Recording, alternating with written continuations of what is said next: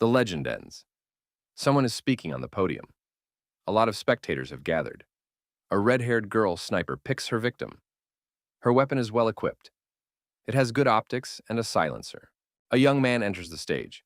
This is Leonard Aaron Vandersteen, United Technocracy of Eurasia, member of the Joint Executive Council. There are drones circling him. The girl sniper saw the target, takes aim, fires a shot. A young man lies on the stage covered in blood. Security is on their way to him. Subject eliminated. The young men rush towards Leonard with horror on their faces. The girl screams for him to hold on. It's very horrible. The young man tells Maria to call an ambulance immediately. He holds Leonardo's hand. Leonard says he is relieved to die in the arms of those he loves. His soul is leaving his body. It seems he won't be able to fulfill their promise and see the world change with them. These crooks, instead of trying to solve the world's problems, simply ripped off those who believed in them. All this time, they have been feeding on the spirit of the people and corrupting the youth. They poured the vitality of the country into wars and conquests. To satisfy their own greed, they did not care for the many orphans that resulted. He grew up in one of those overcrowded shelters, every night cuddling his empty belly and crying among the others until he fell asleep. Lying there, he asked himself why they should serve those who hurt them. Why should they fight for them, work for them, pay them, and thank them? Shouldn't they be the ones helping them? Years went by, he studied hard, worked hard, and learned to lie through his teeth. To defeat the monsters, he became one of them. But instead of feeding on the weak, he vowed to protect them by devouring their predators.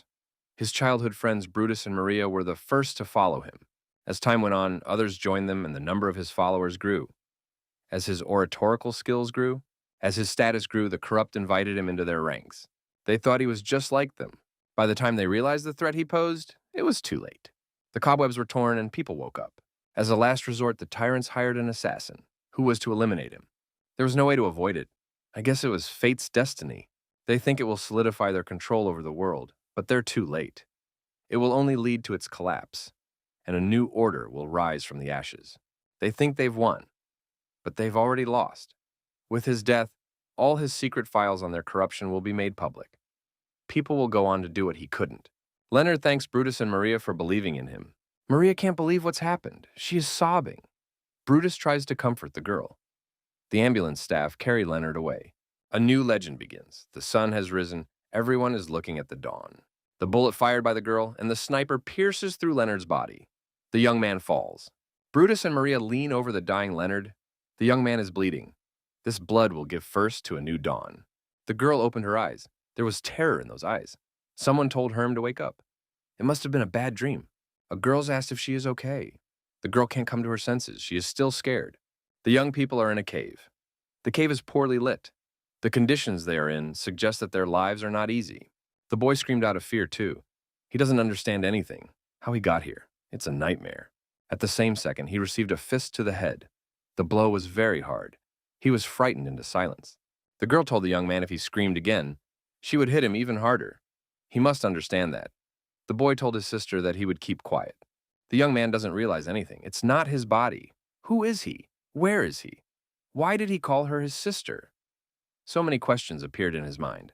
A girl asks Herm what's wrong. He scares her. Should she call a healer?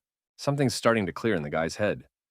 Her name is Gorza, and he's her brother, Herm. Are they scarecrows? Goblinoids?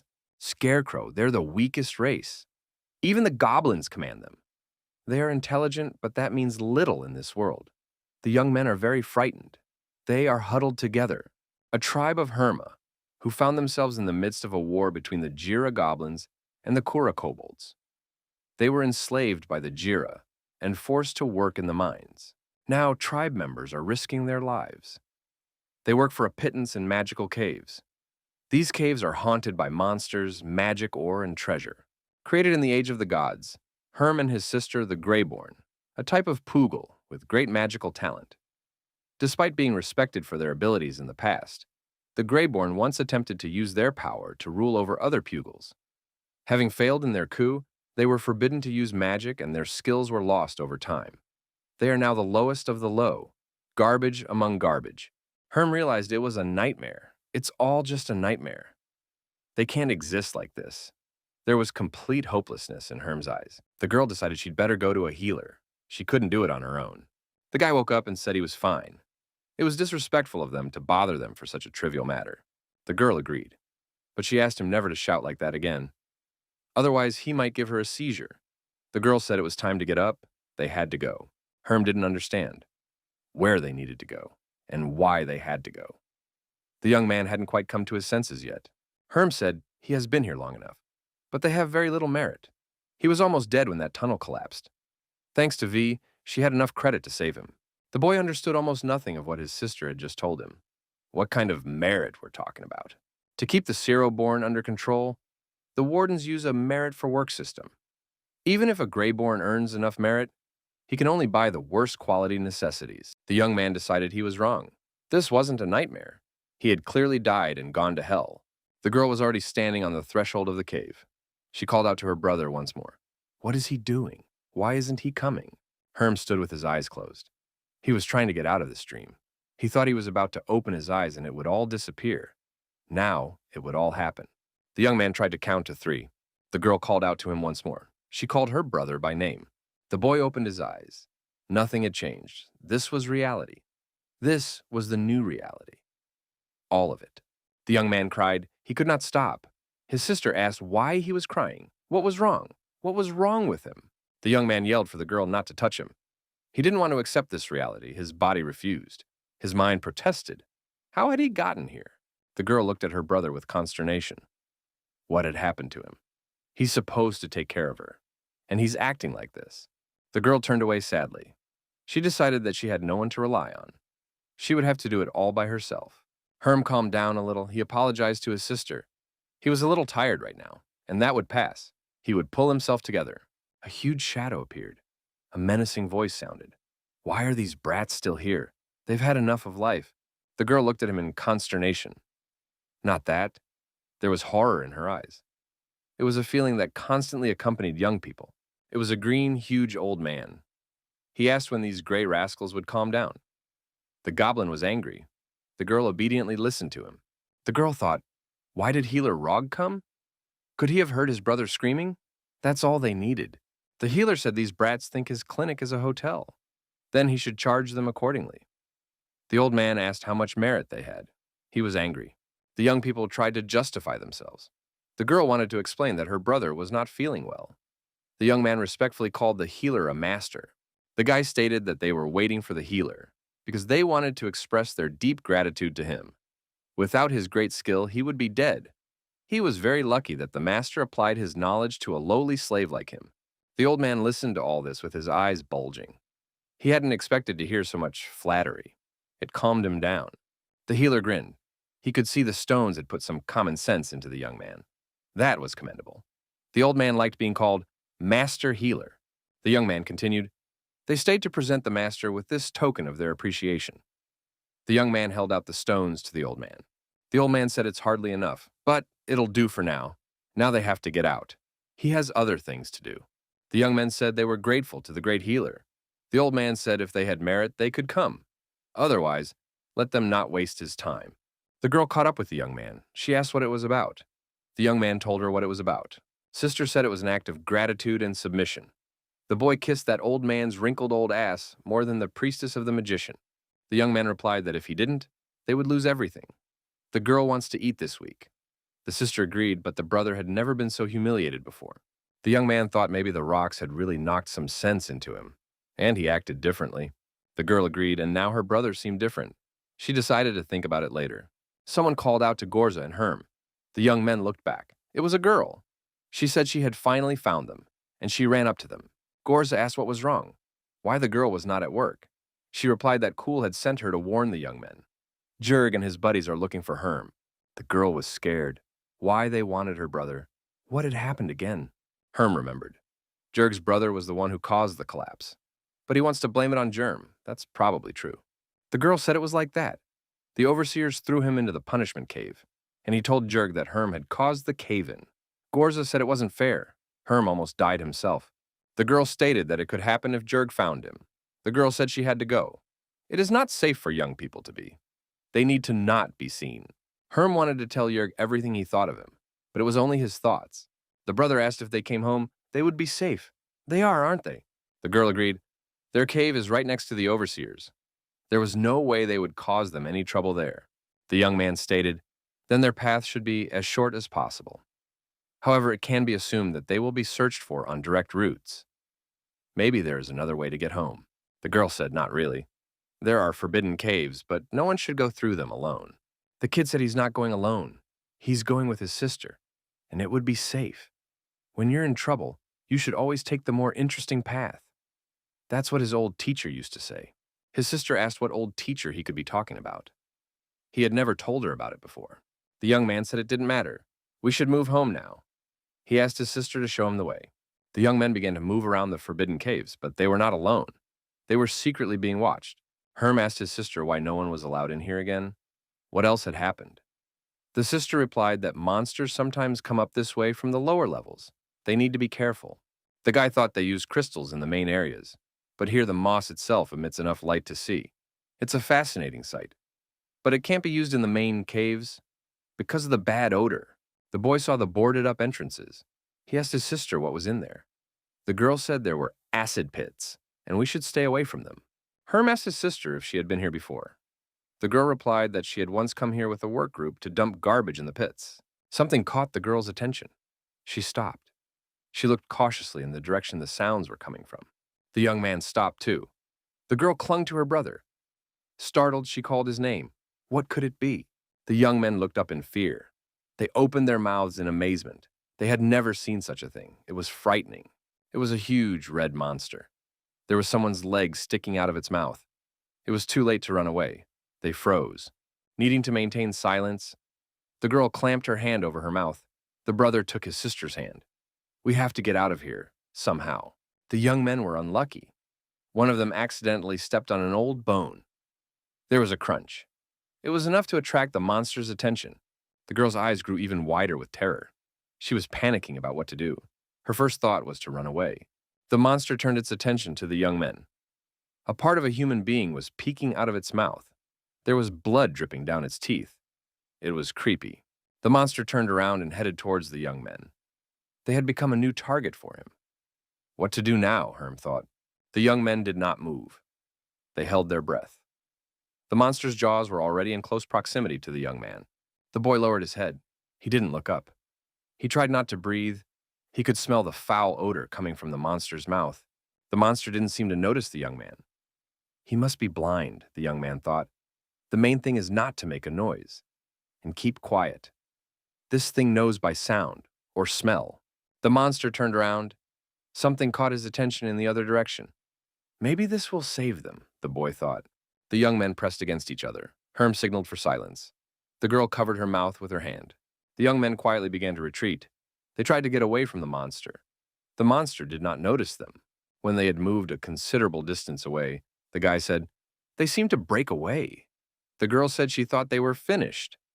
"That's the detour," the young man said. "You could say it was lucky." Borza said she didn't know of any other workarounds. She offered what she knew. The guy thought it was an offshoot of the main tunnel. "We should check it out." The young man heard something. His ear caught a foreign sound. Herm asked his sister if she had heard anything. He couldn't be wrong. The boy stopped and listened. The girl decided that someone was walking towards them. She wanted to warn them that there was a monster. So she ran towards them. The boy yelled for the girl to stop. Gorza looked out from around the corner and saw whoever was looking for them. The girl regretted coming here. It was Jurg. Looking down at the girl, he asked where her useless brother was. Herm showed up after his sister. He said he was here, and he wasn't going to hide. Jurg took the girl's hand. He was not alone. The boy pointed at Herm with his companion and told them to grab him. The companions seized Herm. The young man said that if they killed him, they would regret it. Jurg asked what the worm was up to. The young man offered to send one of them forward. Only he must be quiet if he wanted to survive. Jurg told one of the deputies to go ahead and see what was going on, quietly, so as not to attract attention. Herm tried to explain everything. He said that the cave collapsed not because of him. The young man couldn't finish. Jurg punched the young man in the chest with all his might. He was out of breath. His eyes nearly popped out of his head. Jurg told Herm to shut his mouth. No one is asking him. Now his assistant will come running, and the young man will be finished. A guy came running in and said there's a monster centipede. It's gigantic. We have to get out of here right now, before it's too late. The old man who was with Jurg started asking for help, tearing the remaining hair on his head and asking what they should do. The other assistant asked what the boss's plan was. The guy said we should warn everyone about it, so we don't get in trouble. Herm said it's a great way for those who want to lose merit. Germ wondered what the guy meant by that. Herm explained there was no reason to give someone else their credit. The centipede could be destroyed by them. Last time they had given a lot of credit for such a centipede. The old man remembered that the servants of God had been blessed with nearly 200 merits for their righteous deeds. Herm added that it's a centipede, a walking bag of merit. Why give it to anyone? They can take the sack themselves. You just have to approach the issue in the right way. One of Jurg's aides cried out in fear, "The dead don't need credit, and we have to run away from here." Jurg told the man to shut up. Herm voiced a valid point.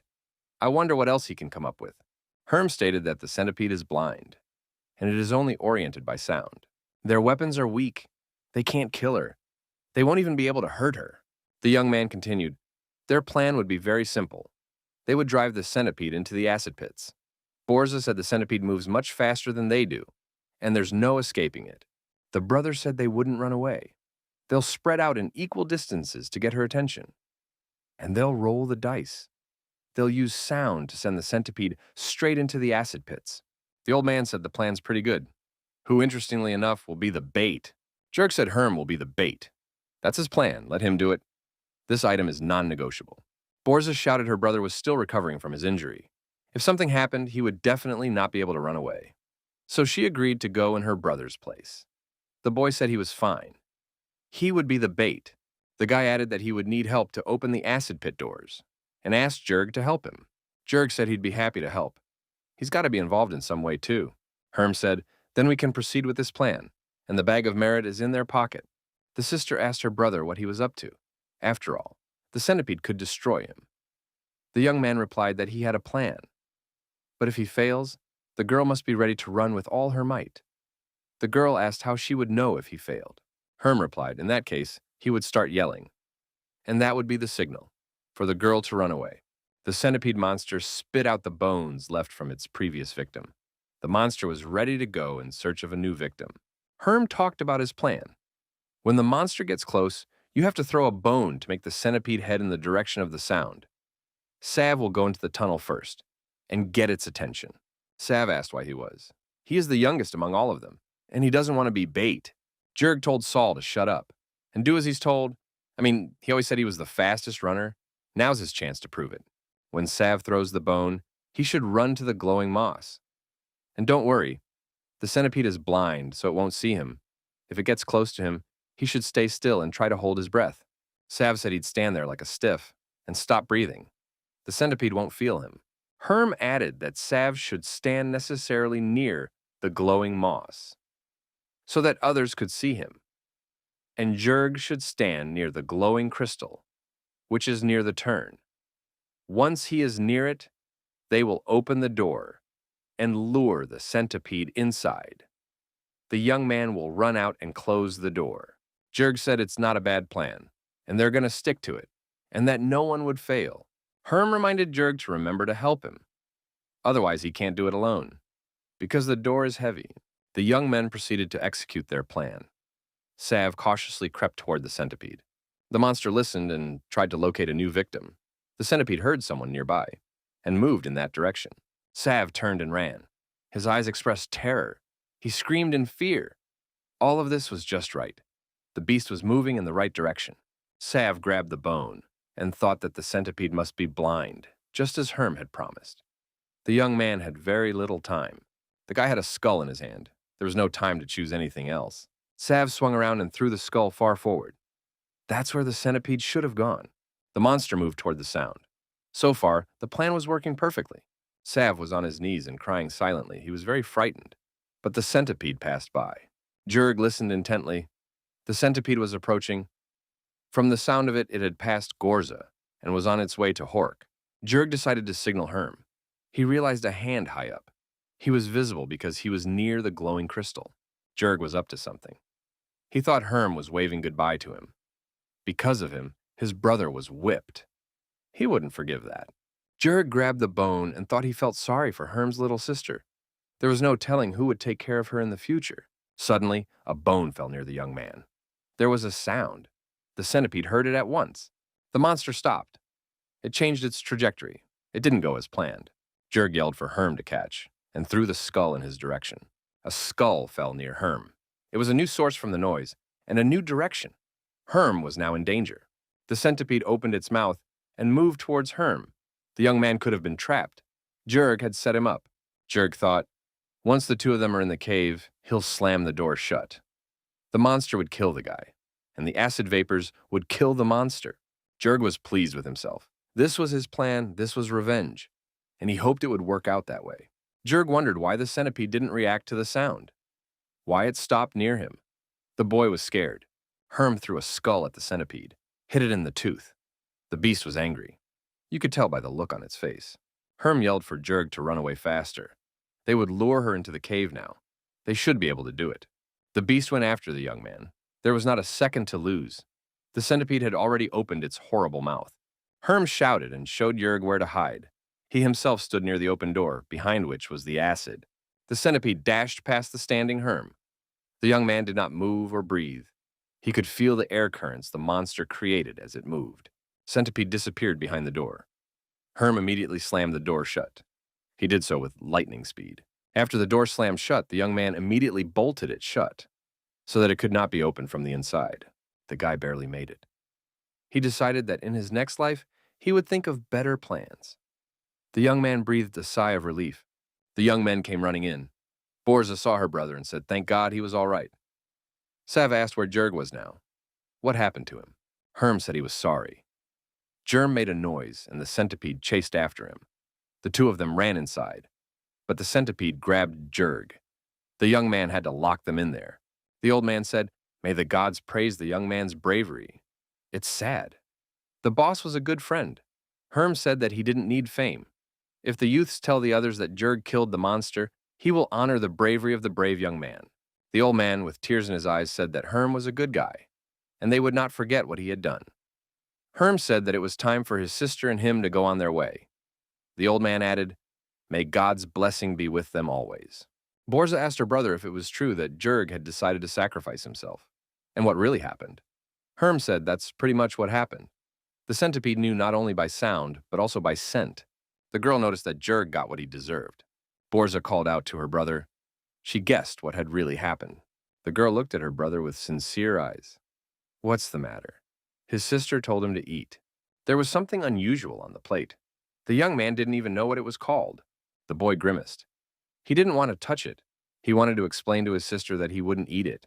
The girl said with a smile that it was her brother's favorite dish, and Herm shouldn't refuse. The girl saved the head especially for him. The guy grimaced, looking at his plate, and said he didn't want that. He just doesn't have an appetite right now. The girl gave him a stern look. She resolutely stuck the knife into the table and ordered her brother to eat, leaving him no choice. The young man felt sick. He was afraid he was going to vomit. Herm told his sister that he would try it now. The boy touched it with his tongue. He couldn't do much more than that. Gag reflex kicked in. The young man rushed to the trash can and vomited. There was no way to hold on. The girl looked at her brother in surprise. Herm looked at his sister. He wanted to apologize to her. The young man understood what his sister was feeling right now. Gorza looked at her brother with anger. She knew it. She knew, after what had happened in the acid pits. The girl extended her knife hand forward threateningly. She asked who he was. He's obviously not Herm. So he's a demon. The young man threw his hands up in the air. He said he wasn't a demon, and asked his sister to put the knife down. He could prove everything to her now. Gorza says she's ready to hear him out. She wondered what he was going to prove to her now. The boy tried to think of something urgently. He had to tell his sister something to reassure her. And he said Marin powder. The girl looked at her brother in surprise. What does he mean by that? Stop speaking in riddles. The guy repeated, Marin powder. He'll mix it with water, like he did at the holy ceremony last year, and drink it. Demons don't like that stuff. If it catches fire after the drink, it means her little brother will come back to her, albeit slightly charred. And if that doesn't happen, the young man added, then he is her real brother. And that would be good proof. Herm asked how the sister was doing with such a test. The girl said she didn't even know, and looked at her brother with disbelief. Just in case, Gorza kept the knife still in her hand. The guy said they had a deal, and he's going to go look for the powder now. The guy would pour the liquid into a glass, and he'd say that when he drank it, the girl would have to believe he wasn't a demon. Gorza continued to threaten the young man with the knife, saying less words, more deeds. The guy drinking this liquid hoped that all those holy ceremonies with powder, exorcising demons and the like, were just superstitions. And if it wasn't, maybe he'd return to his past body. After the guy drank a glass of liquid, his eyes went to his forehead. He cried out. His face turned gray. The girl looked at her brother in horror. What's happening to him? Maybe it's the demon coming out. The guy took a breath and said it was a big gross. How could he do that? Gorza started slapping the young man on the back and saying that Herm was a fool. He really frightened her, and that he shouldn't do it again. The young man smiled and said the girl called him Herm. So she believes he's not a demon. That reassured him. The girl said he's the real Herm, and she believes him.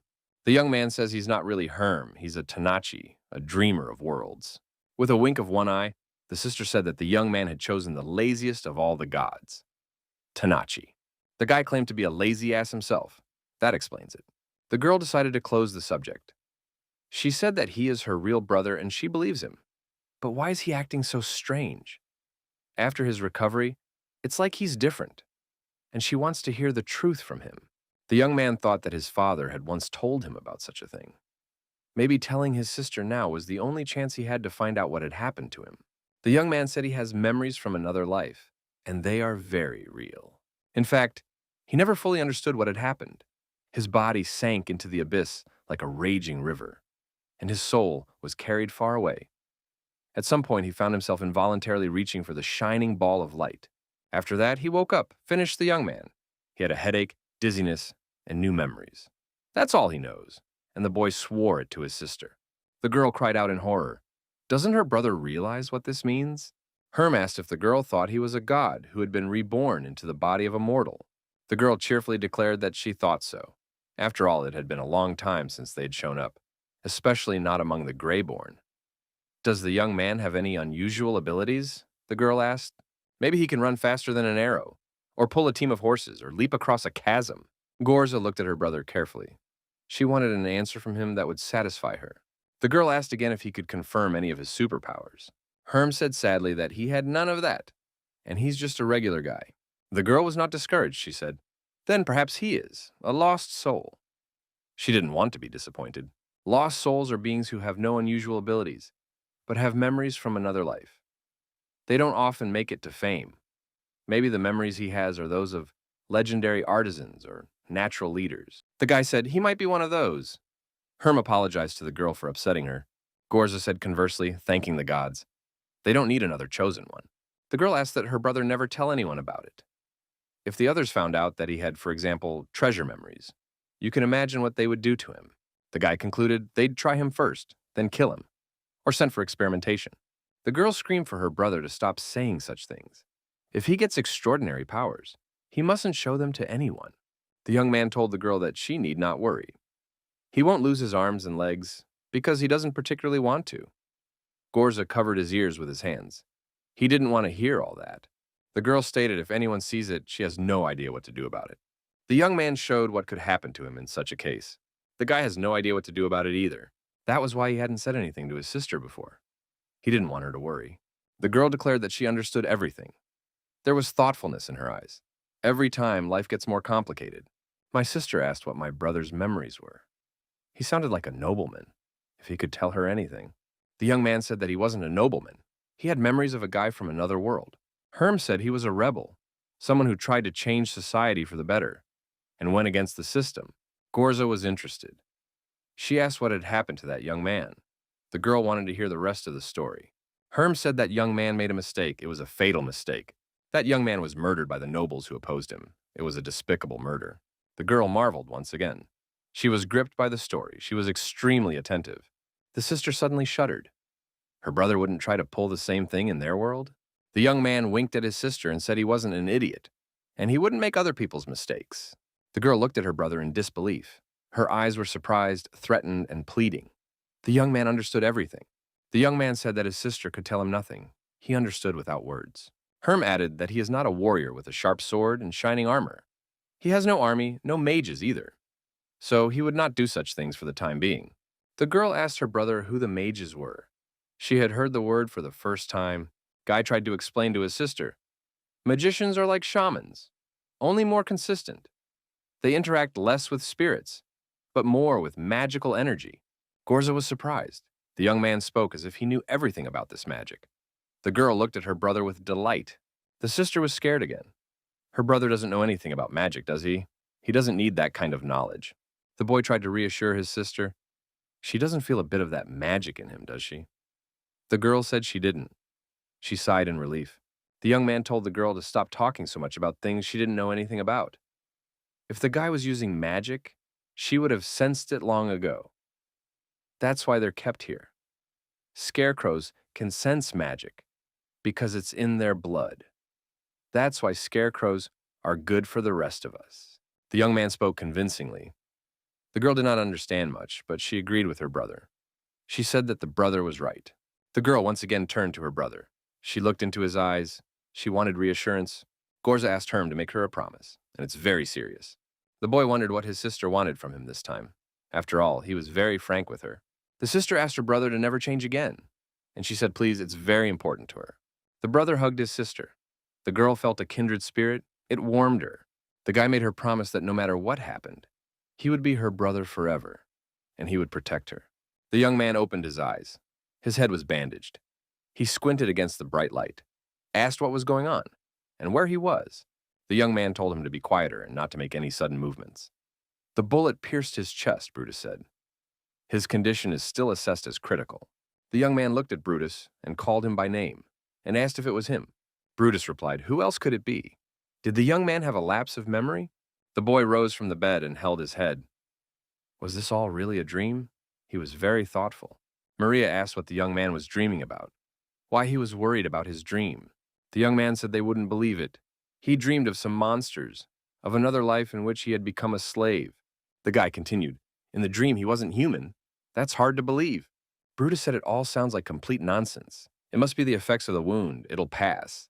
The young man lay down on the bed again and said he knew it. The boy asked to be helped out of bed, and at that moment he looked at his hands. The young man was scared again. His hands were gray in color, just like in the dream. He couldn't understand anything. The young man tried to calm down. It's just a dream. I need to come to my senses. Brutus said there was nothing they could do about it and apologized for it. The guy got out of bed and said he missed them. Maria stated that she too missed the young man.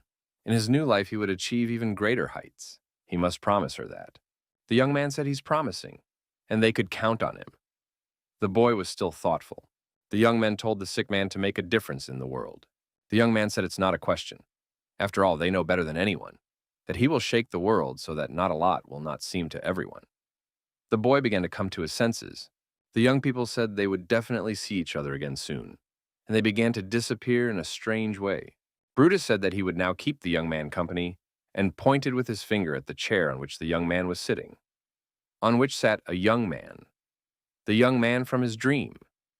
And this young man was real, unlike the young men who disappeared. The young men looked at each other and silent. It was as if they were studying each other. The guy lifted himself off the bed and asked, is he Herm? Couldn't someone else have been left here?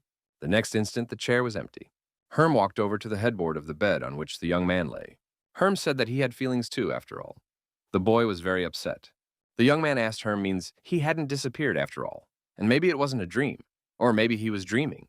Herm said his own body is real, and he's real. The young man apologized to Herm and said that this body should be managed by someone else, and now he should get some rest. Herm got nervous and said it was his body, and he didn't want to leave it. The young man says he will take good care of him, and Herm realizes that only he can change his life. Herm said sadly that it was probably true, but it's hard to admit it. The young man told Herm not to be discouraged. He would be remembered for a long time. Herm asked the young man if he could do something for him. Herm asked that he should always be frank with his sister. He doesn't want to see her suffer. Young stated although he never had a sister, he would take care of her as his own. The young man promised to make the world of Herma a better place. It will be the best place for Herm and his sister, and they'll be happy there. Herm smiled and said that in that case he would trust Leonard, and he thanked the young man. The young man also thanked Herm. Dawn. In the east, the sun rises over the mountain peaks. The young people are watching the sunrise. It's reflected in their eyes. It symbolizes the birth of a new world. Herm listens to the young people talking. He does not join them. His sister came over. She said she couldn't believe it. Her brother got up before her in the morning. He cleaned up and made breakfast. The girl asked if, in a previous life, he had been a servant. The young man asked her not to joke around like that. The girl said she wouldn't bother him with it anymore. The young men heard someone calling Herm's name. They looked back. There was surprise in their eyes. They knew him. But why had he come here? It was an old goblin man. He thought the young man was dead. That's news to me. The girl wondered why he thought that. The boy said he hoped it wouldn't happen anytime soon.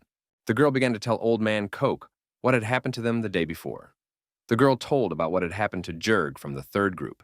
Herm remembered that Cole, the minder. He's a friend of the young men's father.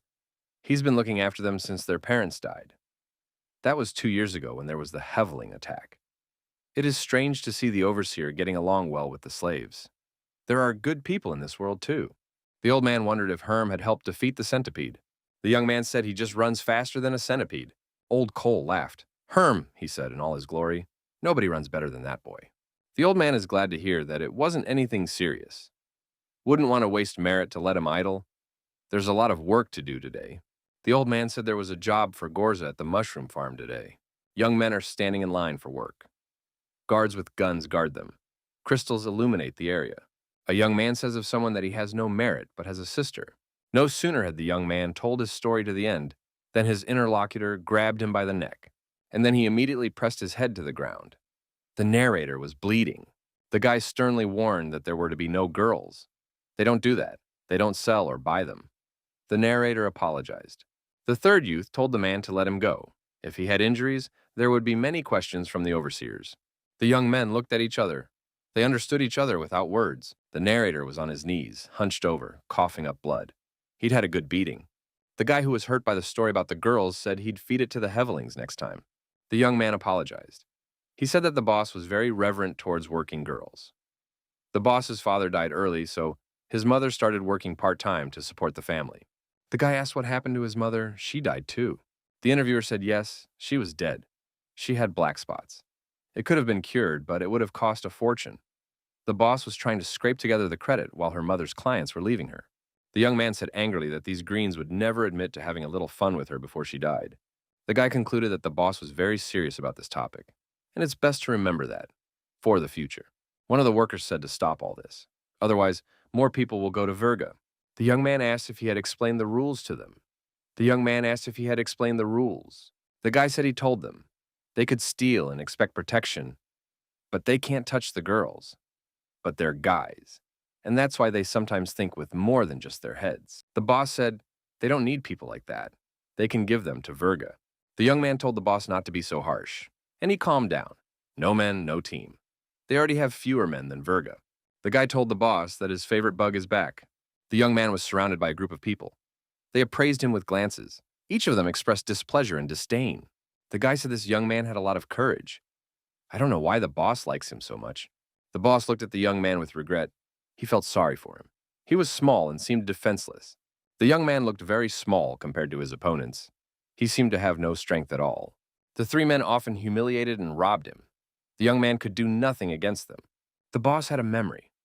Once upon a time, 3 hoodlums met a guy walking home with groceries. He was just a kid then. The kid got scared when he saw them. The miscreants, threatening him with weapons, wanted to take away his groceries and leave the young man without food.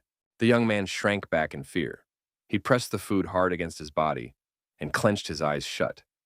Tears flowed from his eyes. Suddenly there was a noise. The boy opened one eye. He was curious. The young man opened both eyes and couldn't believe what he was seeing. The young man gave those 3 a good smack and held out his hand to the boy. The boy could not believe his eyes. Danger had been spared. It turns out there is good in the world. There's a saying that no good deed goes unpunished. The day he helped Veit, he realized the meaning. Veit had never looked like a young man. They were brothers, though. The young men watched the sleeping green guard. The boy steals the keys from the sleeping green guard, and the satisfied young men with groceries run away. The young people enjoy eating the food they have just gotten, but sooner or later, everything comes to an end. The young men had to fulfill their military service. When they went on their annual expedition to the deepest levels to cleanse them of shovelings and other pests. The young man with Veit was in the vanguard, along with Virga and his comrades. The young men fought side by side and showed examples of courage and bravery. The goblins expected them to die in battle, but his boys worked themselves day and night, and they came out of this mess alive. The young men have won. They defeated the monsters and cleared a path for themselves. The young men saw the light at the end of the tunnel, and that gave them hope. They had faith in their eyes. The warriors came out into the open. They saw real vegetation. The sun shone brightly in the sky. The warriors were going to take a break. They were choosing a place to do so. After they set up camp, they were divided into two groups. A group of young men were sent to the deepest part of the level. Ufa was sent to the nearest lake. Virga was sent to the other end of the cave. As they were sent to the most dangerous place, Vate asked to go with Olf. The young people said goodbye before parting. They did not know when they would meet next time. The young man wanted Vate to be safe, so he was only too happy to oblige his request. But it happened that they were ambushed by a group of Hevelings. They had to fight their way back to the camp. The battle was not easy. Many fighters were wounded. Some stayed there forever. There were few survivors. The young man led his group out, with the fewest casualties. On the way, they came across another group. There were many more casualties. The enemy spared no one. The forces were unequal. The warrior's throat was slit. The death was horrible. It was Ulf's group. The whole group was literally chopped to pieces, and there was no sign of Vite. One of the warriors showed me what he found there. It was interesting. In a thicket in the marsh, a trail was visible. The young man was angry. He didn't care who did it, who took his brother. He just wanted him back. A young man and his squad followed the trail. He found a young man lying in blood. The young man was lying face down in blood and showed no signs of life. The boy looked around suspiciously. Maybe it's an ambush. There was an extraneous noise in the distance. His suspicions were justified. The warrior was angry about being trapped. There were twice as many opponents, and they were well armed, and they had prepared for this. The enemy had the whole unit surrounded. There was no escape. The forces were unequal. The guys in his squad knew how to fight and could keep a tight defense. They defended themselves very tightly. The warriors engaged in a bloody battle. The battle was fierce and violent. The young man was confident of victory and had no doubts about his squad. The opponent was outnumbered, and they had a favorable strategic position. The young man was ready to fight to the last man. He didn't think about himself. He had to lead his squad out of the ambush. The guy felt something was wrong with his body. The young man released the weapon from his hands. He went down on one knee. He had been wounded. Blood flowed from his body. The young man was stabbed by a Vite. He was a blind fool. It was a set-up ambush. The squad is on the defensive. Despite the betrayal, the warriors are not going to give up. One of the soldiers jumps up over his colleagues and throws his spear at the enemy. He will fight to the last man, even if they run out of weapons. They will be ready to defeat their opponents with their bare hands. The enemy is cunning, most likely plotting something. Everyone wants to avoid casualties. His eyes are clouded with hatred. He clearly wants to do something insidious, using the element of betrayal. The warrior notices something and shouts to his companions to pay attention too. The young man is on one knee, holding his wounded side. Vate holds a knife to his throat. Vate yells for them to stop resisting if they value the commander's life. Vate holds a knife to the young man's throat. The warriors feel sorry for their commander, and they stop resisting and lower their weapons. The young man asks Vate why he did what he did. Vate tells Rak to forgive him.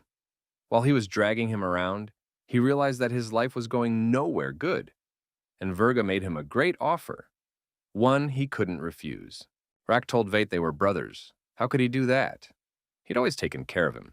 Vate said with anger, "Does he really believe this nonsense?" What brothers? A young man sits surrounded by girls. Good food is brought to him. Vate watches his brother from the sidelines. He sits alone. Power, friends, women, it was all readily available to him.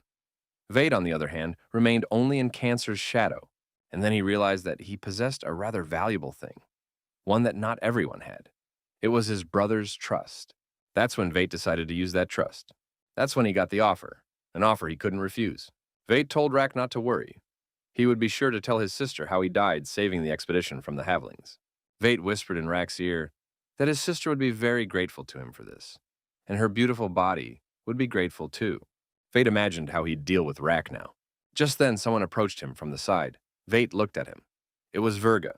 Virga said that only an idiot brags to his opponent when he's still alive. Enough talk, we just have to finish him off. Vate answered, he thought. His master must strike the final blow. Virga said that a warrior who dies at the hand of a traitor sounds kind of poetic. Vate said he agreed with his master. Vate swung his knife at Rak and told the man that he would be a good friend and would cherish what he left behind.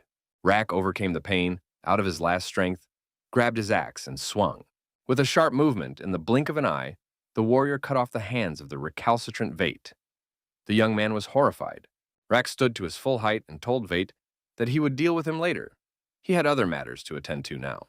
Rack's squad shouted, "Boss, what should they do?" Rack was furious. He was ready to destroy all enemies, and there was no stopping him. Rack shouted that Verga had thrown his troop to the wolves, and he himself had cowardly fled. The opponents were in a panic. Without a commander, they didn't know what to do. Their squad had fallen apart. Verga was gone, and his men scattered like sand. Rack's unit was victorious. Many warriors were wounded, but they did not falter, and their commander did not let them down. Rack grabbed Vate and put him on his shoulder. The young man's hands were bleeding. Vate begged to be spared. He said he had been forced to do this. He had been threatened. They said if he refused, they would kill absolutely everyone. Ruck stated that Vate would then be better off cutting his throat open. Rack said that he was saying goodbye to Vate and wished him luck in his next life. Vate asked what he meant by that. The young people heard strange sounds. Such sounds are usually made by insects. The sounds were loud. The insects were probably huge too. Vate asked for help. He was telling the young man to spare him. Cancer was cold-blooded and ruthless. He would not forgive betrayal. Rack said that mercy comes at a high cost. That's exactly what Vate taught him. He wouldn't make that mistake again. Cancer was cold-blooded, but at that moment, something in his soul snapped. He would never be the same again. The young man was still standing near the three hooligans. They stared at him intently. The warrior asked the boss what they should do. They mustn't let the scum of Verga do such things in their territory. The boss said to leave him alone. Some people can't use words to explain things. Let them explain it to him in another language. The Vergi warrior sputtered and asked the young man what he thought he was doing here. The young man stood with his fists clenched and looked calmly at his opponent. The big bald man repeated his question once more. He was furious that his question had been ignored. The boy continued to stare at him in silence. Baldy was distracted by his coworker. He had something to say to him. A colleague said he thinks it's the same Herm they've heard about. He's the brother of the same Gorza, the one who refused to work for Verga. The young man's eyes filled with anger after hearing about his sister. The bald big man noticed that the young man was angry. That gave him some nerve. So he decided to harass the boy further. Baldy said that kid caused the tunnel to collapse. Maybe a rock hit him in the head, and he's not thinking straight.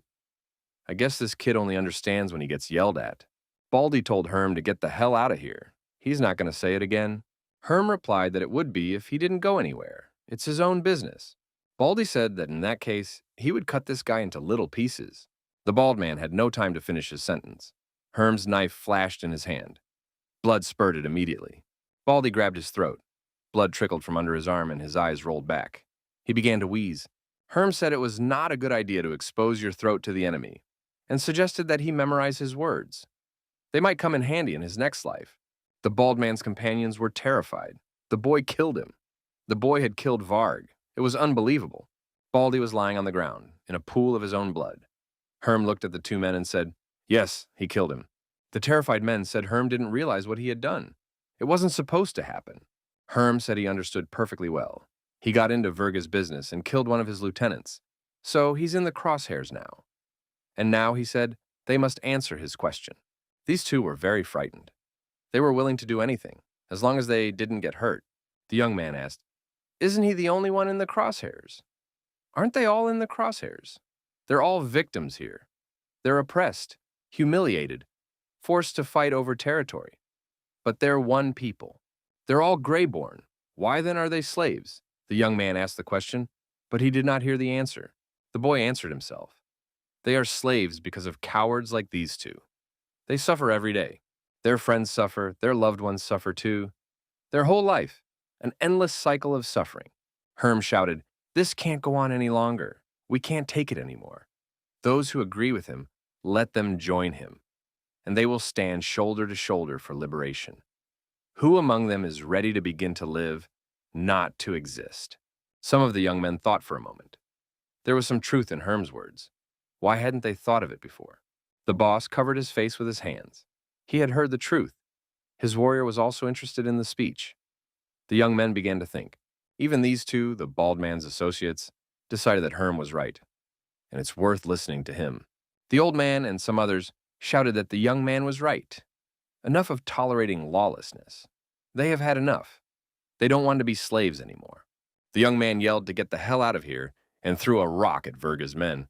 He shouted for them to molest someone else, and burn in hell and left them alone. One of the two raised his hand with the knife up and yelled for everyone to stop. The guy said they thought if this Herm could handle Varg, they could handle them. They're wrong. Verga's men can't be controlled by anyone. If anyone rises up against them, they'll beat the crap out of them. The warrior said if there were any brave ones among them, let them come to him, and he will see what they are worth. The young man dropped the stone from his hand. He had no desire to continue proving anything. The old man also changed his mind about his rights, and everyone around him began to calm down. The warrior said that's what he thought. All they can do is talk. A bunch of cowards and weaklings, incapable of anything. And he told them to get back to work fast. Herm was left standing alone, clenching his fists. His encouragement was short-lived. Herm stood alone against the two bullies. Everyone else's fervor waned. The boss thought it wouldn't work to turn mice into hulings. So he called the kid an underachiever. These kids think that a few bright words are enough to change the world. The young man offered to help the kid. The boss explained, "You don't have to do that. The kid has to wise up on his own. Otherwise, it won't make sense. Or he'll die," which would probably be quicker. The young man decided to let the boy be mocked some more. And if things got bad for him, they would step in and save him. He said it was a good idea from his boss. The bully with the knife said for Herm to start pleading with him. And if he likes pleading, he'll do it quickly, maybe. The young man thought, so what if they're weak? The villain looked at the young man with wide-open eyes. He did not understand why the young man was not afraid of him. Herm turned even more gray with anger. He said that just because they were weak didn't mean they could be mocked and trampled into the dirt. They shouldn't let the arrogant get their hands dirty and profit from their labor. They shouldn't have to put up with their loved ones being bullied. The crowd around them is starting to pay attention to Herm again. Herm continued, they shouldn't make their lives a nightmare. Herm said to the villain's face, he refuses to live like this, and he intends to stop it. Herm shouted to the villain that he had almost died once, and then his whole life flashed before his eyes. The young man's eyes burned with hatred. He decided that everyone must realize that this is no way to live, and everyone must change it. The villains asked what Herm had seen. They were curious about it too. The young man said he saw nothing, absolutely nothing. There was only a perishable life in which there was nothing good, and that life was boring and uninteresting, and there was nothing to cling to. In this life, he worked every day and received nothing for his labor. The young man continued, the life of a slave could not even be called life. It was a living hell. It could only end after death. The guy said he realized after that. If he's already living in hell, what could be worse? What he could lose? What each of them has to lose? They all have the same life. They're all living in hell. They are all weak. They often shake with fear. But if they unite, they can do the impossible. Herm said he was asking his siblings to lend him their power, and in return, he would lend his own. He will be their sword. He will be their shield, and they will regain their dignity. Everyone raised their hands and started chanting and saying the young man's name, Herm. Someone shouted for Herm to be careful. He was in danger. Fury flashed in the young man's eyes. His reaction was lightning fast. The young man was approached by a villain with a knife. The villain's eyes were sly and cunning. He wanted to be sneaky. The young man received a small scratch on his shoulder. It was not dangerous. The villain wanted to strike the young man. Herm dodged him as best he could. The knife glittered in the hand of the enemy. The young man did not stand still. The boy twisted his opponent's arm and stabbed him with his knife. The young man used a clever move. There was nothing the enemy could do. The young man twisted the villain's arm and made him plunge the knife into his chest. Blood splattered in all directions. The villain fell to the ground. His knife was sticking out of his chest. Herm said, "One less. Where are the others?" The boy looked excitedly at his enemies. He was ready for any development of the situation.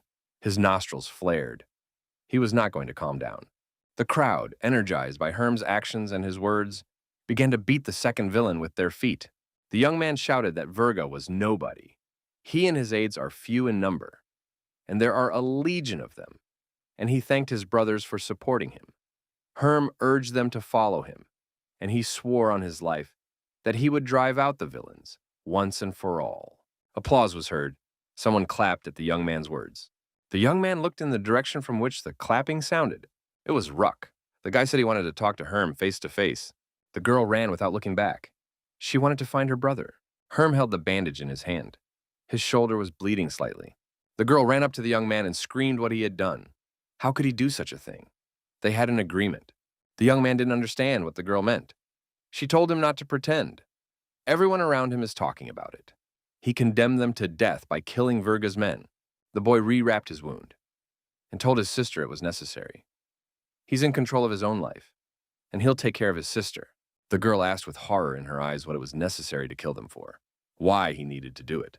The guy told his sister, in order to make friends, he knows what he's doing. The girl questioned what it meant to make friends. How could friendship and these murders be connected? It's absurd. Herm asked his sister to sit down. The boy intended to explain everything to the girl. He had to do it, to avoid misunderstandings in the future. The girl looked sternly at her brother. She had no idea what he could say to her that would make her calm down. The young man said it was her business. She'll listen to him standing up, because he has to explain everything to her anyway. They need allies to survive. There are two strong camps in this part of the mine, Rak and Virga. Rak is stronger. Virga is supported by the overseers. That's why he's in a better position. If one wants to have influence, one should join Virga. But there is one important point. Virga has too many people, and everyone wants power. If you join Virga, you'll die working for him like the rest of us. It's different with our Rak. Cancer doesn't have the same favorable position. Cancer will consider him an ally, as long as he's being helpful. The young man showed the crayfish what he wanted to see. It worked.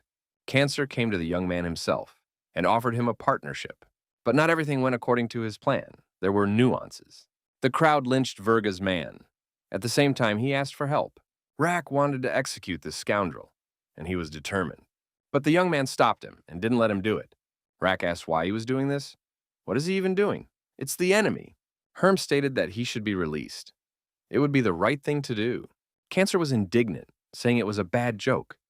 If you show your rival your kindness, he'll come running tomorrow and cut off the young man's head or his sister. Herm tried to explain his position. It didn't matter if they killed him or not. He had already caused Virga a lot of trouble. The boy added that showing kindness to a victim of this cursed world wouldn't be so bad. All of them had hit rock bottom at some point and tried to find something to help them get stronger. Some had even done terrible things. But the young man believes that each of their kind deserves a chance at redemption. Even if they are drowning in despair, they are still trying to swim out of it. The young man looked at the villain and wondered if his brother could swim out of the abyss of despair. The villain looked at his colleague, who lay dead in a pool of blood. He didn't like this fate. This villain shouted loudly that he can do it. He's ready, and he can do it. K-Germ told Raku he knows it's hard for him, but they need to show that they are not like Virga's people, and the best way to do that is to show mercy. Rak was silent. He stared intently at the young man. There was anger in his eyes, but he was beginning to doubt himself a little. Herm also looked intently into Rak's eyes. He became between a warrior and a villain. Rak must now make his choice. The young man said that Herm was up to a dangerous game, but he likes it. The boy got a sparkle in his eyes. Herm looked up at the big man from below and thanked him for those words. The warrior says Herm can call him Hem. He only lets the tough guys call him that. To the rest of us, he's Hemgal. Herm thanked Hem and asked Ruck to let his opponent go home. That would benefit everyone. Hem told the boss he advised him to listen to this kid. He may be small, but he's got guts. Rak didn't answer anything. He remained silent. The warrior hadn't made a decision yet, but there was a brainstorm in his head. He weighed the pros and cons for himself. Finally, Rak raised his hand and said, "Let it be so. Let's do as the young man wants."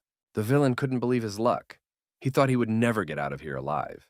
In the next instant, the boy was already running with all his legs to his camp. At the last moment, he stopped. Something flashed through his mind. The villain turned around and said to the young man, "Thank you, brother." After that, the guy ran off without a backward glance in the direction of his house. The deed was done. Herm told Ruck it didn't turn out so bad. Ruck called the guy crazy. Herm heard someone whispering to the side.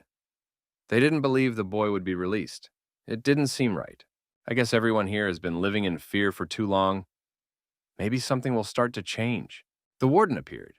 He asked if the two had finished their performance. Hem and Rak tensed. There was nothing good to expect from the wardens. The warden and Herm said hello, like old friends. The warden asked how Herm's sister was doing. The young man said that she was doing well and that they had finished everything here. The warden swung his whip and said that in that case, everyone get to work. There will be no more performances. Everyone has to work their daily quota, or he'll flog them all. Ruck asked if the warden wasn't mad at the young man. Herm said it's a friend of the family. He might get mad if they don't leave here now, and asked Ruck if he had a place to talk. Eventually, Rak agreed to cooperate with Herm. He would protect them from Virga and help with the creation of their own faction. That was the end of the young man's story. The sister asked, and what Rack would get in return. Herm said he agreed to be his vassal, and their territory would be between Cancer and Virga. The girl concluded meaningfully, her brother was now the boss of the gang. Wasn't that what he wanted? The guy said he needs the power to protect his loved ones. He can't do it on his own, so he needs help. The boy added that he needed his sister's help too, and she should agree with him. The girl asked, looking intently into the young man's eyes, is her brother still a part of him? The boy nodded affirmatively and said that he loved his sister very much and often reminds him of her. The girl asked what his name was. What is his real name? She wants to know it immediately. The young man wondered if it really mattered that much. What if he had to run away from her? Otherwise, she would be able to control him, and he would become her servant. The girl said he must lay everything out immediately. Otherwise, she would go after the priestess. The young man raised his hands and closed his eyes. He said his name was Leonard, but people just called him Leo. The girl told the lion to strike herself. Her posture was commanding and did not imply refusal.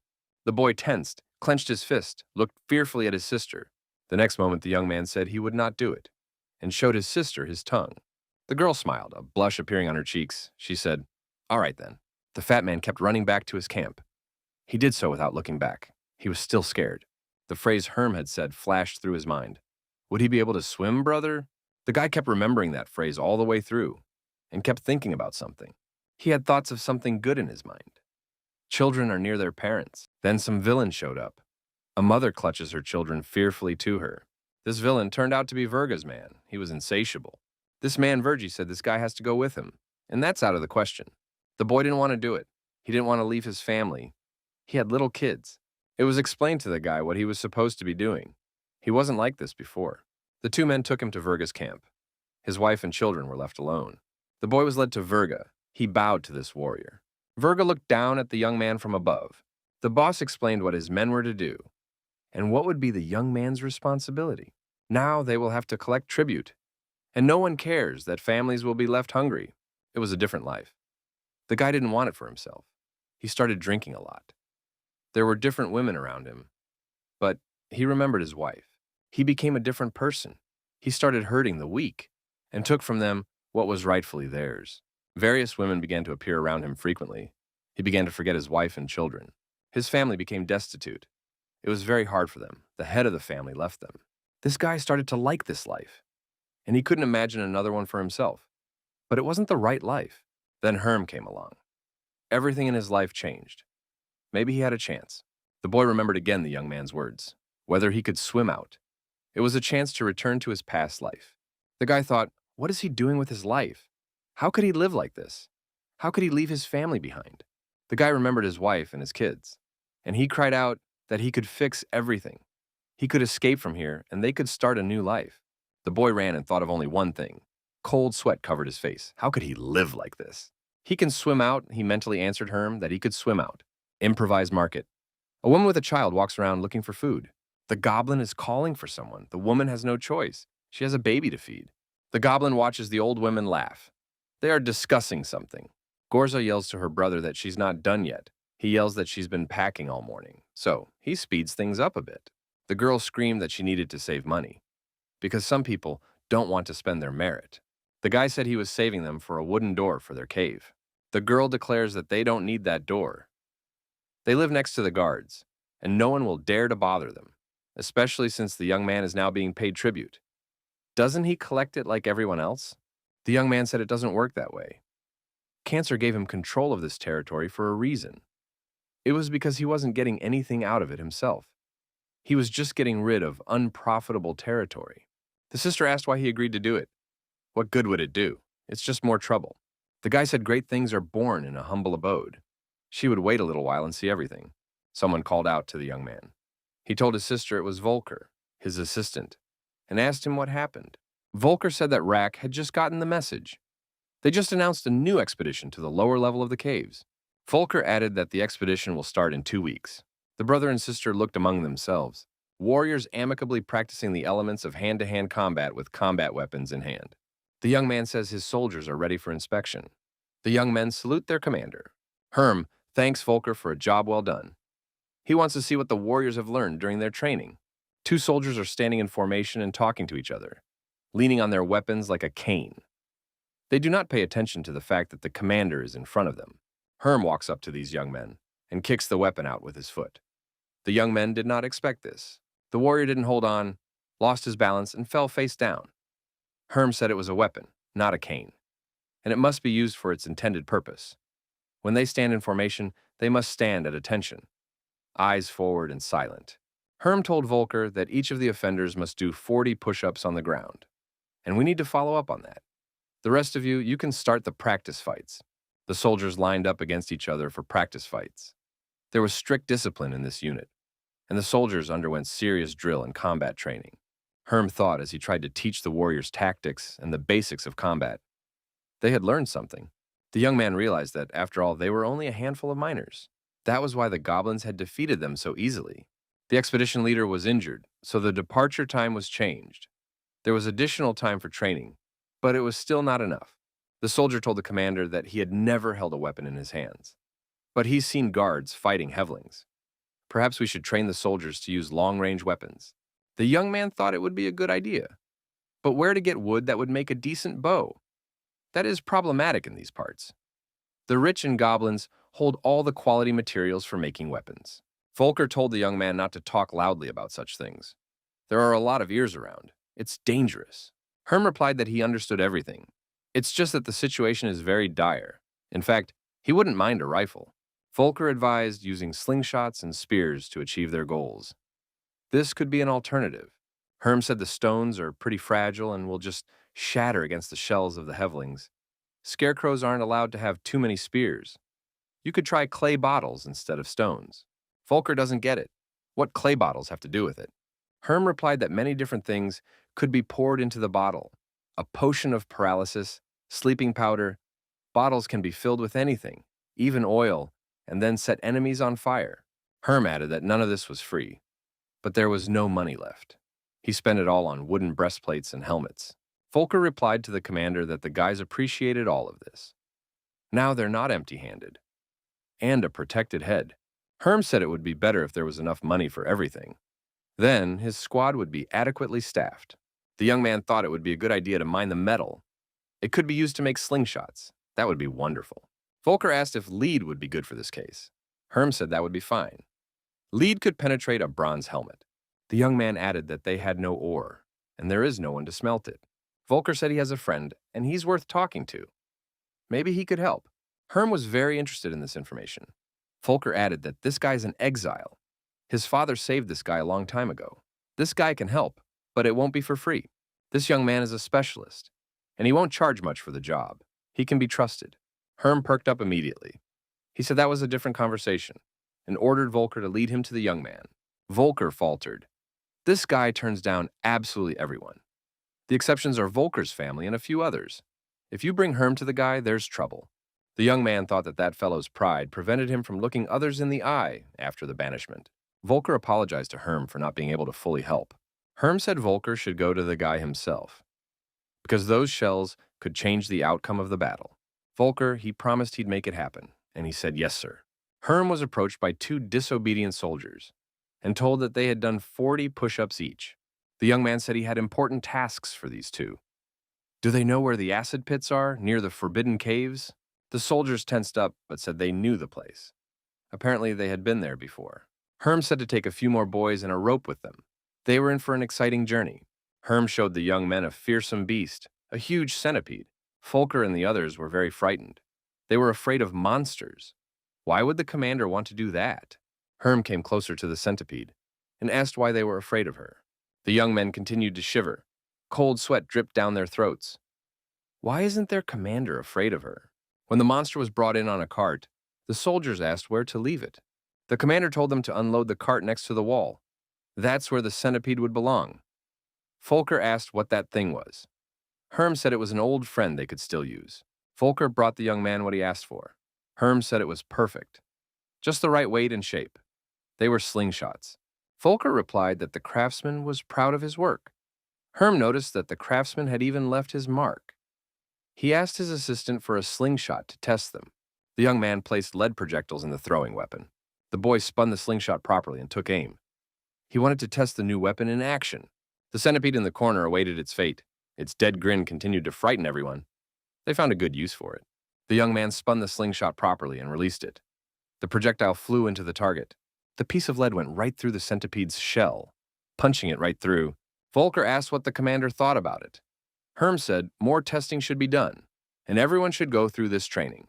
Herm said to have Volker distribute the shells to the personnel. Everyone will participate in the test. Whoever's shell goes in deepest gets 10 merits.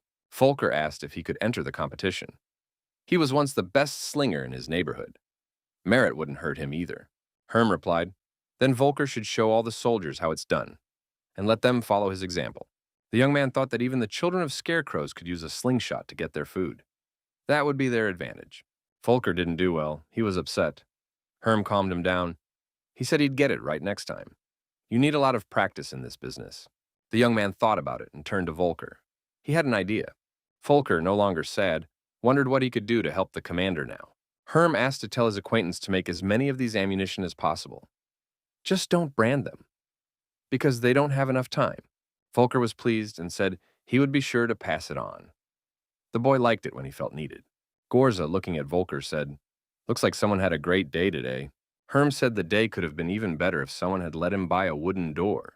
Gorza pounced on her brother. How many times is he going to say the same thing? They can't afford to buy a new door. The girl cried. She was very hurt, too. She told the young man what had happened to her today at work. The supervisor told her to calm down, because she was working too hard for the merits. The boy didn't know what to say to his sister. He felt sorry for her, but he couldn't change anything yet. The girl jumped on her brother and screamed that it was really bad. It couldn't get any worse. The one who should want her dead from overwork told her to get more rest.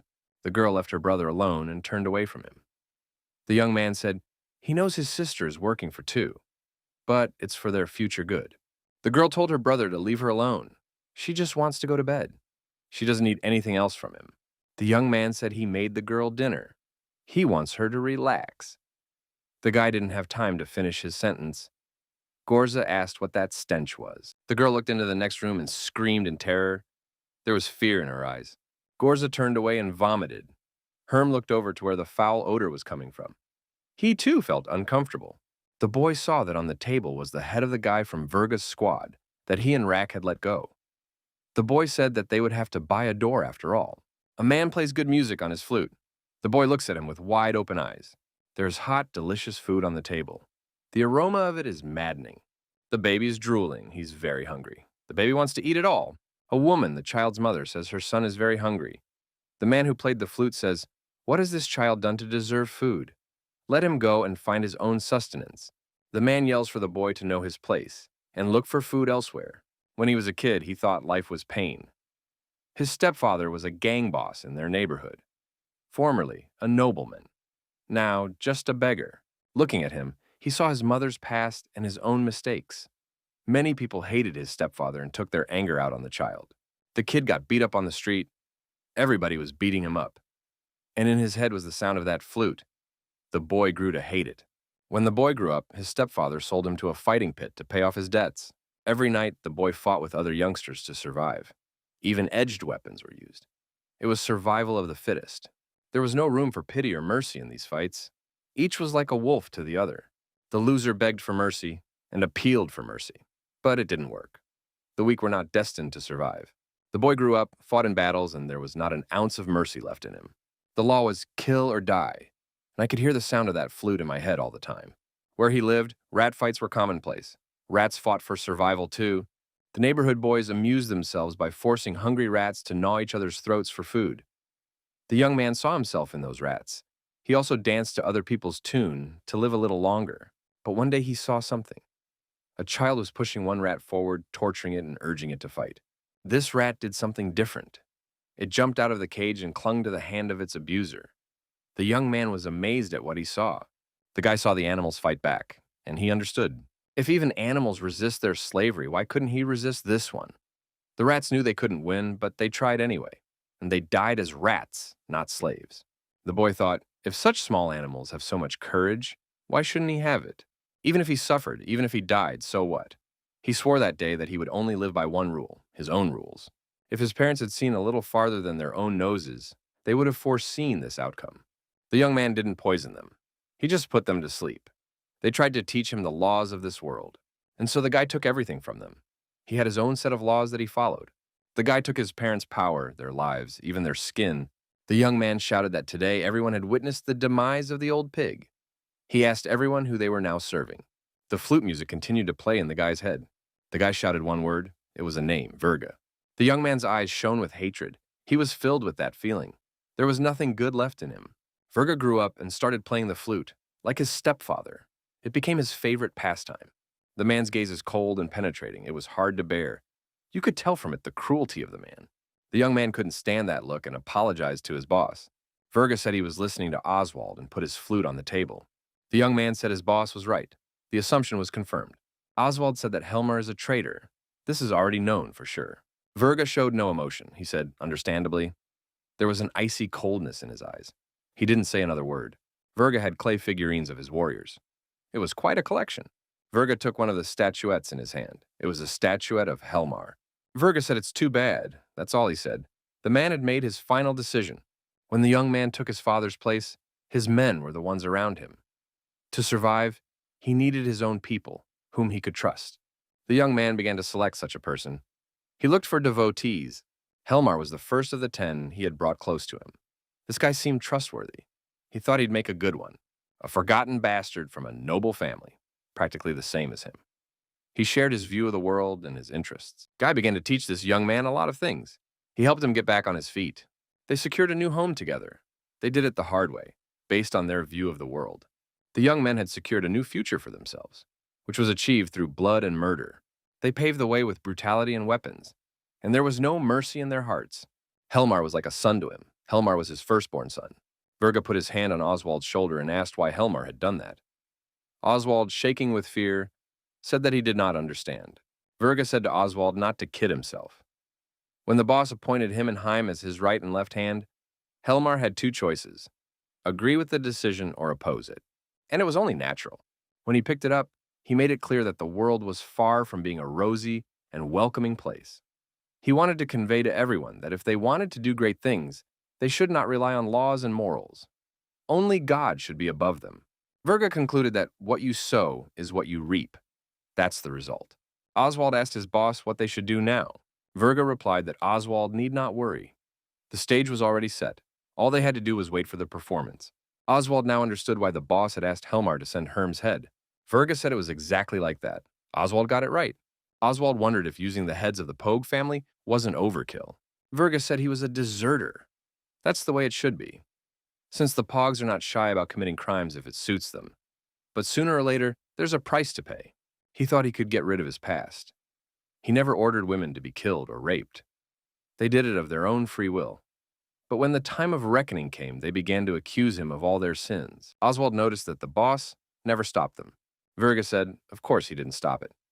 If he watched everyone, they would never have grown into such a large organization. Though dishonest people can sometimes be useful too. Oswald asked what about his children. Virga replied that they were already dead, but their short lives had value. While Helmar dealt with them, Bolo managed to rescue Pog's wife and daughter. Virga made sure they were in a safe place. That's all he could do. Oswald should tell Helmar to channel all his strength and crush Herm's forces. That boy has amassed quite an army. Time to see how strong it is. Virga played the flute. He wished Herm wouldn't disappoint him, if it was really him. A young man stands in front of a large gate leading to a cave. He hesitates to enter. In front of the entrance to the tent, there are guards armed with spears. They are wearing protective uniforms. The young man says that Cancer's men are blocking the other route. So the enemies have no choice but to go through the cave of the corpse eaters, and that's where they'll be waiting for them. So the boy asks Volker what the status of the barriers is. Volker replied, if everything goes smoothly, it will be ready in the morning. Everyone is working hard. Herm said it had to go smoothly. Otherwise, Helmar's army would turn them into a collection of corpses. Volker said he understood. Volker added that he's a little worried. People are scared. The enemy outnumbers them, and most of their people are holding guns for the first time in their lives. Herm asked what else Volker wanted to add to it. Since ancient times, warlords have offered prayers to the gods before battle. It seems to be the same thing everywhere, even if it's nonsense and superstition. A young man came to the cave. He asked if anyone was there. 2 green men approached him. He said he was expecting them. He wanted to meet the priestess Kataga. The man said that all those who wished to see the priestess must undergo a purification rite, and told him where the young man should go. The boy proceeded to the next cave. There was an old woman there. The woman said she is here to serve. The waters of Marin purify the soul. It must be drunk twice. The boy thought that with Marin water it would be the same as last time. So he asked where he could get it. The woman said it was a gift from God. You have to fill a vessel with water that drips from the stones. The woman said the boy was impatient. The young man said he has a battle to fight, and he doesn't want it to start without him. The woman replied that most men try to avoid battles. The boy said that he was not one of the majority. The woman asked why this fight was so important to him. The young man replied that she would not understand. The woman said she would understand better than anyone else, because it is in the temple of Zaya, the goddess of war. The young man said this battle will determine his future. If he holds on to win, he can try to make a difference in the world. And if he gambles, he and his men will be killed. The young man drew water and asked if the amount was enough. The woman said he could drink. The guy took a drink and shriveled up. It tasted really nasty. The woman asked what exactly is the young man fighting for, if he is trying to make a difference in the world. The guy, pouring water into a glass, said he was fighting for justice. The woman said, the young man doesn't understand anything. Such things do not belong to the world. Peace itself is neutral. Justice for one is injustice for another. A solid circle that cannot end in any way but with blood. The young man remarked that this was strange reasoning for someone who served the god of war. Isn't her god bloodthirsty? The woman said that Zia only wants to bring the best into this world. Conflicts breed strong people. The boy said that the dead will not become strong. The woman replied that it was only for the winners. The guy asked if he said Zaya was insane. Would the woman take offense? The woman laughed in response. All gods are mad, she said. If they weren't, what would their world be like now? The young man asked what choice he had then. To run away, to exist as a worm. The woman said that the young man's heart is filled with rage. Because of this, he does not see the real enemy. The gods will never oppose him, for he is doing their will. The boy finished the water and turned the glass upside down. He made it clear that he wasn't going to drink anymore. The young man asked the Katagi priestess who he should fight. The woman replied that he wasn't that stupid. The woman laughed. She had an answer ready for the young man. The young man said that the woman had pretty good teeth, especially for an old woman servant. The woman replied that she was not a god. The boy said he doesn't care if she is a man or a god. He is ready to crush anyone in his path. The world that is made of blood, even after the changes, will be a world of blood and violence. What is the young man ready to choose? To resist the mad gods or to accept their will? The guy asked if she really thought he was a pawn in someone else's game. The woman asked the young man if he could prove otherwise. Herm said he'd had enough of this talk about faith. He'd had enough of it at the orphanage. The woman asked the departing young man if he wanted Zaya's blessing for his army. The young man replied that her god should decide whom to bless. He still had a war to win. The aide asked Herm how it went. He replied that the god of war had said they should get together. The boy decided to think of something to say to his warriors. A young man stands in front of his army. He has something to say to them. Just then, someone announced that a priestess had arrived. The woman asked the commander if she could bless his army before the battle. The young man was surprised, but said he didn't mind. The priestess was wearing a mask. The woman addressed the warriors and called them the bravest. The goddess of war, Zia, sent her here with a blessing. She would give them strength so that once and for all they could crush their enemies. The goddess has given their warlord a new name, a name worthy of the great warrior he deserves. The priestess continued, from now on, Herm will be called as Lion the Liberator. The guy was stunned. That name kept running through his head. The woman asked where Leo would come from. He's had enough of hiding in the shadows. He must show the gods what he can do. The warriors in the cave are at rest preparing their food. Someone wearing a hood is among them. Young men with injuries enter the cave. They have something to say. The young man said, there you are. A guy leading a wounded warrior. His head is bandaged. The bandage is bloody. The young man asked what happened to the guy, how it all happened. The guy replied that he shouldn't pay attention to it. Delk slipped and hit his head. The boss said he was clear. He asked me to keep an eye on this guy. The young man told the man to be careful. Helmar was in a bad mood right now. The boy thanked him and said he would try not to slip. Helmar asked if Heim had come to see the show. Heim asked if he thought he was being overly harsh on people. Helmar replied that it was only discipline, nothing more. The young man asked if he was being ignored too because of discipline. Helmar tried to explain something vaguely. It didn't work. He couldn't find the words. Heim said he didn't ask to be Verga's successor, and asked what he should do now. Helmar shouted that the man could safely refuse, and nothing would be done to him for it. Heim was afraid Verga wouldn't let it go that easily. Heim asked what Helmar would do in his place. Helmar remained silent. He knew the answer. Heim said exactly, and don't make a big deal out of it. Heim said he didn't want to lose him. Helmar asked if he was suggesting that he disobey Verga's orders and not attack Herm. Heim shouted, "Stop acting like an idiot. They both know what he's talking about. Verga knows everything." Helmar replied, "Of course he knows everything. Why else would he have sent him here? All of Verga's orders are aimed at spreading him at his feet. If they win, their fighters will be scarred, and they won't be able to stand up to Verga. And if they lose, there will be none left." Heim said that Helmar should go to Verga and beg his forgiveness and swear allegiance to him. Helmar put his hand on Heim's head and said that one leader leads to success, and two, to tragedy. Announced to have everyone ready. Helmar said no matter what Heim and Verga thought, the scouts followed all of Herm's actions. Before noon, he would be defeated. Heim uttered one word. He said lion. Helmar asked him again what it was. Heim said his spies had learned that Herm now called himself Lion. A priestess from the Temple of Zaya blessed him last night and called him Lion the Liberator. Helmar laughed. That's some cheesy stuff. A lion liberator? Funny. Helmar said that Heim should warn his scouts to be careful. There might be other surprises waiting for them. Helmar added, "May he be blessed by 100 gods." He doesn't care. Helmar is certain that his victory is inevitable. Heim asked if Helmar believed he would become one of the enlightened ones. Helmar interjected in response as to why Heim still refused to accept it. Helmar the Enlightened is a myth, a hero of fairy tales. Does he really believe that once upon a time there was a goblin capable of subjugating 100 clans and creating one great one? A goblin capable of conquering everyone in the great forests? Helmar said that nothing is impossible for the chosen of the gods. Heim asked then why he had left nothing behind. If he was so great and united everyone, why was there no trace of his greatness left? Helmar replied, he thought Heim knew his history. The children poisoned their father and then started fighting amongst themselves and destroyed everything their father had built. There was no one to preserve the legacy. The goblins know nothing but war. That's why they need a new enlightened one to restore the old order. Heim asked, and that person would be Helmar? Helmar nodded affirmatively. Heim asked what would happen to Verga then. Will he fight with Verga? Helmar replied that the world must change, and it doesn't matter who gets in his way. Helmar was ready to fight. He went out to his soldiers, fully armed. Helmar told his warriors that it was time to destroy their rival. The expedition is 10 days away. We must do it quickly. He asked if his men were ready. They all shouted that they were ready. Heim told his brother to take care of himself, and may the gods protect him. Helmar was determined to fight.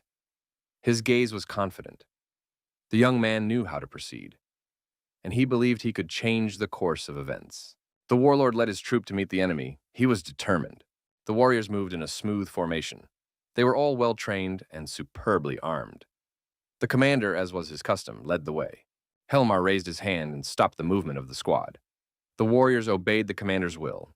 The sentry told the boss that the enemy had built barricades in the far corner of the cave, a few hundred kilometers away, and drew a detailed diagram. Explanation from Professor Gorza. Killigs is a unit of measurement in the goblin world. It is named after great ancient warriors who were about 2 meters tall. The warriors are preparing to repel the attack. They're standing in rows. They have barricades lined up. How many are there? Helmar questioned. Intelligence reported about 20. Helmar determined it had to be at least 30. We should listen to the other scouts. Helmar noticed that this part of the cave was completely blocked off, with only a bunch of old men and children in the houses around the edges. Let them hide there like rats. The commander said that's great. They just need witnesses to tell the others what's going to happen today. Someone shouted to the boss to look behind him. Helmar looked back. The scout was standing beside him. There was another subdivision on the upland behind. Who it could have been? Everyone shouted that it was Verga. Verga and his troop, fully armed and alert, watched from the high ground. One of the warriors asked why he was here. It was explained to him that he was here to make sure they would definitely win. The deputy asked Helmar, why not have Herm join? The commander said it's a great idea. We need to find another 300 skilled fighters. It'll be a fair fight. The warriors eyed Verga's squad warily. They began to suspect something. Helmar asked what was wrong with their faces. Verga had come to see them win. Did they really think they could lose to a few dirty diggers? The soldiers smiled. It was the commander's phrase that gave them hope. They said they believed in their victory. The soldiers raised their weapons up and gave a friendly shout. They believed in their victory. Helmar said that was better, and called on everyone to show Verga what they were worth. The warlord was ready to tear his enemies apart. Volker told the commander that the enemy had stopped advancing. Herm said he could see everything. Then it's time to start negotiating. Volker asked if the commander would really go there. Herm replied, why not? After all, it is a tradition. Volker stated that this is a waste of time. The enemy can launch an attack at any moment. Herm said if Volker ever wants to be a leader, he needs to remember one thing. Warriors are won and lost long before they start. One should always keep that in mind. Through negotiation, you can increase the chance of success. Volker asked in what way. Herm said he would provoke the enemy. The opponents were approaching each other. The distance between them was shrinking. The warriors were unarmed. 28. Helmar asked if you were Herm. He expected to see someone more impressive in front of him, not a short man. Herm said he would prefer to be called Lev. And who was in front of him? Helmar was surprised that Herm didn't recognize him. He turns out to be even more stupid than he thought. The warrior said his name was Helmar, and he would be his undoing. Herm asked if Verga thought that one squad of Helmars would be enough. He suggested that Helmar go back and tell his master to send Oswald, Ludger, and Heimo in addition. Herm turned around and walked away saying that he didn't even feel bad about wasting time on Helmar. Helmar clenched his fists in anger. No one had ever spoken to him like that before. The warrior was extremely angry. He was ready to tear the little boy apart with his bare hands. Helmar called Herm a foul worm and wanted to punch him. But something stopped the warrior. He just laughed and did nothing. Herm stopped and looked back. He was surprised by his opponent's reaction. The guy asked, wondering if he'd said something funny, something that would make Helmar laugh. Helmar says that Herm is trying to fool him with his childish tricks. When he crushes his pathetic rats, he calls warriors. He will ask his new slaves to tell him why their warlord decided to do this. Helmar continued, afterward he would have them write a song for future generations so that posterity would know that once upon a time there lived a small, feeble-minded worm that he had crushed. At that moment, Helmar saw something. It startled him terribly. Fear appeared in his eyes. Opposite him stood Herm, a short young man. Zia, the goddess of war, towered over him. Her mask glowed. Helmar was really scared. He didn't know what he should do next. The warrior stood at a complete loss. Herm left and told Helmar to pray to his god for forgiveness, because he wouldn't get forgiveness from Herm. Helmar, sad and pensive, returned to his squad. The aide asked the boss how things were going. Helmar wondered what it could be, what he saw. Then the warrior decided he was just imagining it all. Helmar announced that he would reward anyone who brought him the head of this short man. Helmar commanded, "Attack!" Herm silently watched the events unfold. He realized that a clash was inevitable. The warriors prepared their weapons for battle. The sharpened blades glittered. To repel the attack, spears were pointed in the direction of the enemy. Everyone was extremely attentive. The distance between the rivals was shrinking. Herm's squad held the defense, positioned behind the barricade. Helmar's warriors were on the attack. Helmar commanded, "Let's go." The first one to break through the barrier will receive 20 merits from him. Helmar's shield was hit by a projectile from a sling. It was quite unexpected. The warrior wondered what it was. He clearly hadn't expected it. The projectiles from the slingshot continued to fly, striking his opponent. Helmar had not expected such a thing from his enemy. The warrior cried out in desperation. He had to do something. His squad was taking casualties. The balance of power on the battlefield immediately shifted against him. Herm towered over his squad. He stood on a barrel and silently watched the situation unfold. Helmar realized he had to act. He must lead the attack. His warriors would support their commander. Helmar shouted for everyone to follow him immediately. The warriors thought the enemy only had slingshots. There's no need to slow down. Helmar ran ahead of everyone. He shouted that the enemy must be destroyed. The deputy told Herm they seemed to have pissed them off. Herm continued standing on the barrel to observe the events. The young man got off the barrel and said, "Okay." The commander told Volker to tell the slingers to fall back when they ran out of ammunition. The buccaneers should defend the barrier as long as they can. The guy said it was time to start the next phase. He had a multi-pronged operation prepared. Helmar thought with anger, did the enemy really think some ironclads would stop them? Helmar shouted to his squad to spare their enemies. They didn't want prisoners. That's all Helmar's warriors needed. Their blood was pumping through their veins. They were not going to spare anyone. Wielding axes, Helmar's squad began to tear down the barricade. The wood cracked and splintered into small splinters. The rivals could look each other in the eye. The German warriors, protected by their wooden armor, began to scatter in fear. The opponent yelled for them to come back. "Because it's time for his dinner." Something caught the warrior's attention. He looked closely. He had a piece of rope in his hand, smeared with something. The warrior wondered what it could be. Herm was standing in front of him with a lit torch. He wasn't going anywhere. The aide told Helmar that Verga was watching them, and they must not retreat. Verga and his troops stood a little farther away. They watched the battle from the high ground. Gilmar thought, let him enjoy it while he can. Soon it would be his turn. Gilmar looked back at some sound. What's that, he thought. Gilmar didn't believe it. There was an explosion. How could this have happened? His eyes once again filled with horror. The barricades exploded and caught fire. His warriors were engulfed in flames. They ran out of the flames screaming. Gilmar shouted that this could not be. He had lost his warriors in an instant. The aide looked at his commander. There was despair in his eyes. He didn't know what to do. The deputy asked his boss what they should do. Verga continued to watch the fighting in cold blood. The fire was burning in front of his eyes, and he saw Helmar's warriors dying. Oswald said that they had missed their chance. Ludger told him not to jump to conclusions. The boys are already carrying water and blankets from the houses. Sooner or later, Gilmar will get through the barrier. Oswald told Ludger that no one would be saved. The warriors on the outside were carefully observing what was happening on the battlefield. The young man didn't realize it was still happening, where it came from. Someone said that the army of cancer had appeared. Rack and his squad, armed from head to toe, watched too as events unfolded. The warrior said he'd kill anyone who tried to escape. It's like a rat hole. The warrior offered a 20 on the short guy winning. His coworker says he's terrible. Their brothers are in danger, and he offers to place bets. Warrior said Heim is the only one who doesn't believe in them. Oswald said he'd put a 20 on Gilmar. Someone else bet a 20. Gilmar's unit continued to advance. The aide reported to Gilmar that they had taken furniture from the houses. The commander told them to use it as shields, because the enemy still had ammunition. The lieutenant shouted, needing to think of something to break through the barrier. Gilmar called the opponents insignificant. All they know how to do is hide behind fortifications. Herm asked what their casualties were. Volker reported 2 dead, 5 wounded. Gilmar lost almost a quarter of his men during the assault. That's why they're still holding up just fine, although they still can't fight back in the open. Volker said people are worried about cancer. Herm asked me to tell you to worry about what's going on up front. The thing to worry about with cancer is when they lose.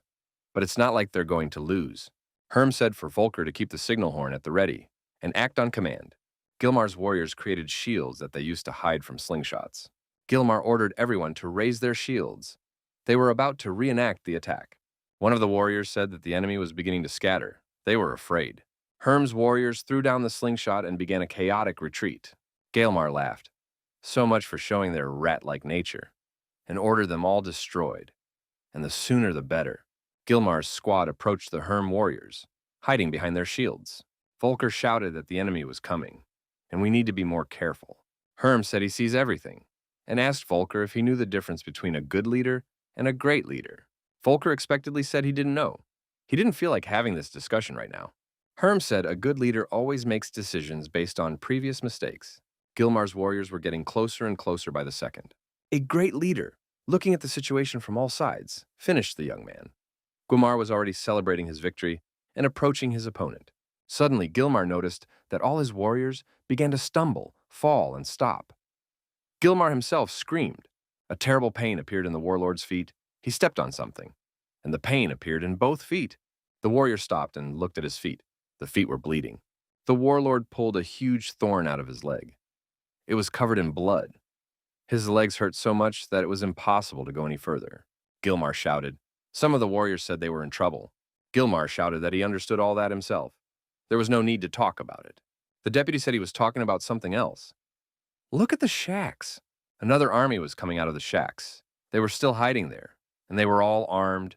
Gilmar's warriors were now surrounded. They had to escape at once.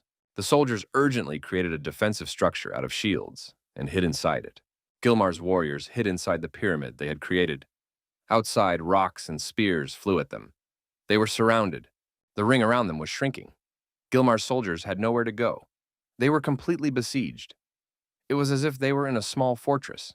Virga continued to watch this fight in silence. Ludger said it looked like his bet had played out. Hymo stated that Gilmar is trapped. If he took some fighters, he could help him. Ludger said Gilmar lost the battle. Then he will die. There's no reason to save him. Hyma said that Gilmar is their brother, and they should definitely help him. How can Ludger say that?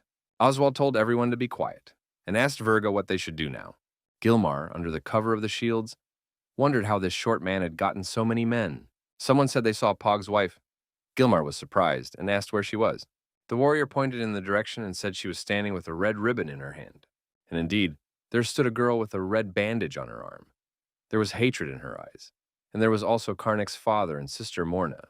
The warrior thought he knew almost all of these people. Hem thought the kid was a few guys short of a full army, so he asked to save the families of those Gilmar was feuding with. And that's actually a lot of people. Some evil ant could put Gilmar down too. Rogue said Gilmar isn't dead yet. Hem said it won't be long now, he's already trapped. Rock said there's nothing more dangerous than a cornered beast.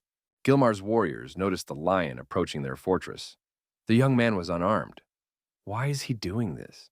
The commander, wearing a protective helmet, walked leisurely toward Gilmar's squad, besieged beneath the protective structure. Gilmar didn't understand what the young man wanted from him. The lion was clearly coming to talk to Gilmar. Gilmar decided that this guy likes to talk. As soon as he gets close, he'll give the signal. After that, we have to break through and kill him. Gilmar looked out from his hiding place and said that the short man had decided to mess with them. In any case, he listened to what this warlord had to say. Lev said he wasn't here to talk to Gilmar. Gilmar wondered why he'd come here then. Lev said he came to talk to his people, and he hoped everyone would hear him. The young man raised his hand and shouted for everyone to listen to him. The boy said it wasn't their fight. Gilmar's warriors looked at each other. What does he mean? The lion continued. The rich men forced them to wage war on each other. The best of them die here on the battlefield, while the bigwigs bask and enjoy themselves in the sun. They're not his enemies. They're his brothers. He has no intention of maiming and killing them. The warriors listened intently to their opponent. The lion continued. He knows they were forced to come to this fight. They don't really want to be here. They want to be at home with their children and wives, not dying in battle for those who don't care about them. The lion announced that anyone who laid down their arms would be granted life and liberty. One of the warriors didn't believe it and said it would never happen. As soon as they laid down their weapons, they would be killed immediately. The other warrior shouted that it was. Better to die trying to kill him than to die without a weapon in his hands. Gilmar stated that the guy was wasting his time. Virga will not keep them alive. All those who serve him are well aware that they can die in battle. The young man spread his hands. Why do they think Virga doesn't help them in battle? Because he wants Gilmar dead. Gilmar and all his cronies. The guy continued, Virga is here not to support them. Virga is here to kill them if they win. As long as Gilmar lives, they will fight and die for him. The guy's done, that's the way it is. And he sees two options. Either they all die here together, either only Gilmar dies. There can be no other options at this point. The warrior asked Gilmar if it was true, boss. The soldiers began to hesitate. They said that Virga would kill them all if they didn't kill Gilmar. Maybe Virga only wants Gilmar. What should they do now? Gilmar was frightened. He said he would never do such a thing. The commander said he always did everything for his soldiers. Lev corrected him and said that Gilmar had always done things for his own sake. Gilmar realized it was a dead end. Gilmar had nothing to lose. He said the boy was a scoundrel, and he was going to come out from behind his defenses. Gilmar took a step into unprotected territory. There was hopelessness, despair, hatred in his eyes. Gilmar didn't get far. The spear pierced through his body. The warrior screamed in pain. Someone told the boss not to take offense at him. He has kids. And everyone started saying it was all Gilmar's fault. The commander was still holding his weapon. He could not believe that his soldiers had betrayed him. Gilmar turned toward his soldiers and shouted that they were traitors, and he was going to kill them all himself. Gilmar cried out loudly in despair. That's what he felt he could do to him. Gilmar remembered the day he had first met Virga. When he was just a child, Gilmar asked for forgiveness. The commander was dying, with many spears in his body. One of the warriors was about to cut off his head. After Gilmar's death, his soldiers said they were surrendering. Folker told his commander that Virga was approaching. The fighting was stopped. No one wanted to fight. The opponent was ready to surrender. Virga approached Gilmar's warriors, his face calm. He was acting cold-blooded. The lion also looked calmly at Virg's approach.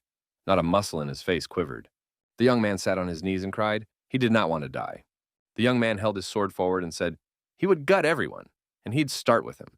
Virga told him to stop. The boy had hatred on his face. The young man shouted that this guy was a scoundrel. It was because of him that everything happened.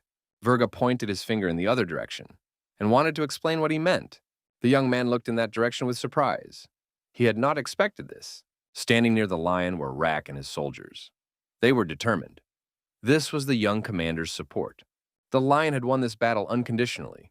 The young man felt victorious. Cancer gave him his support.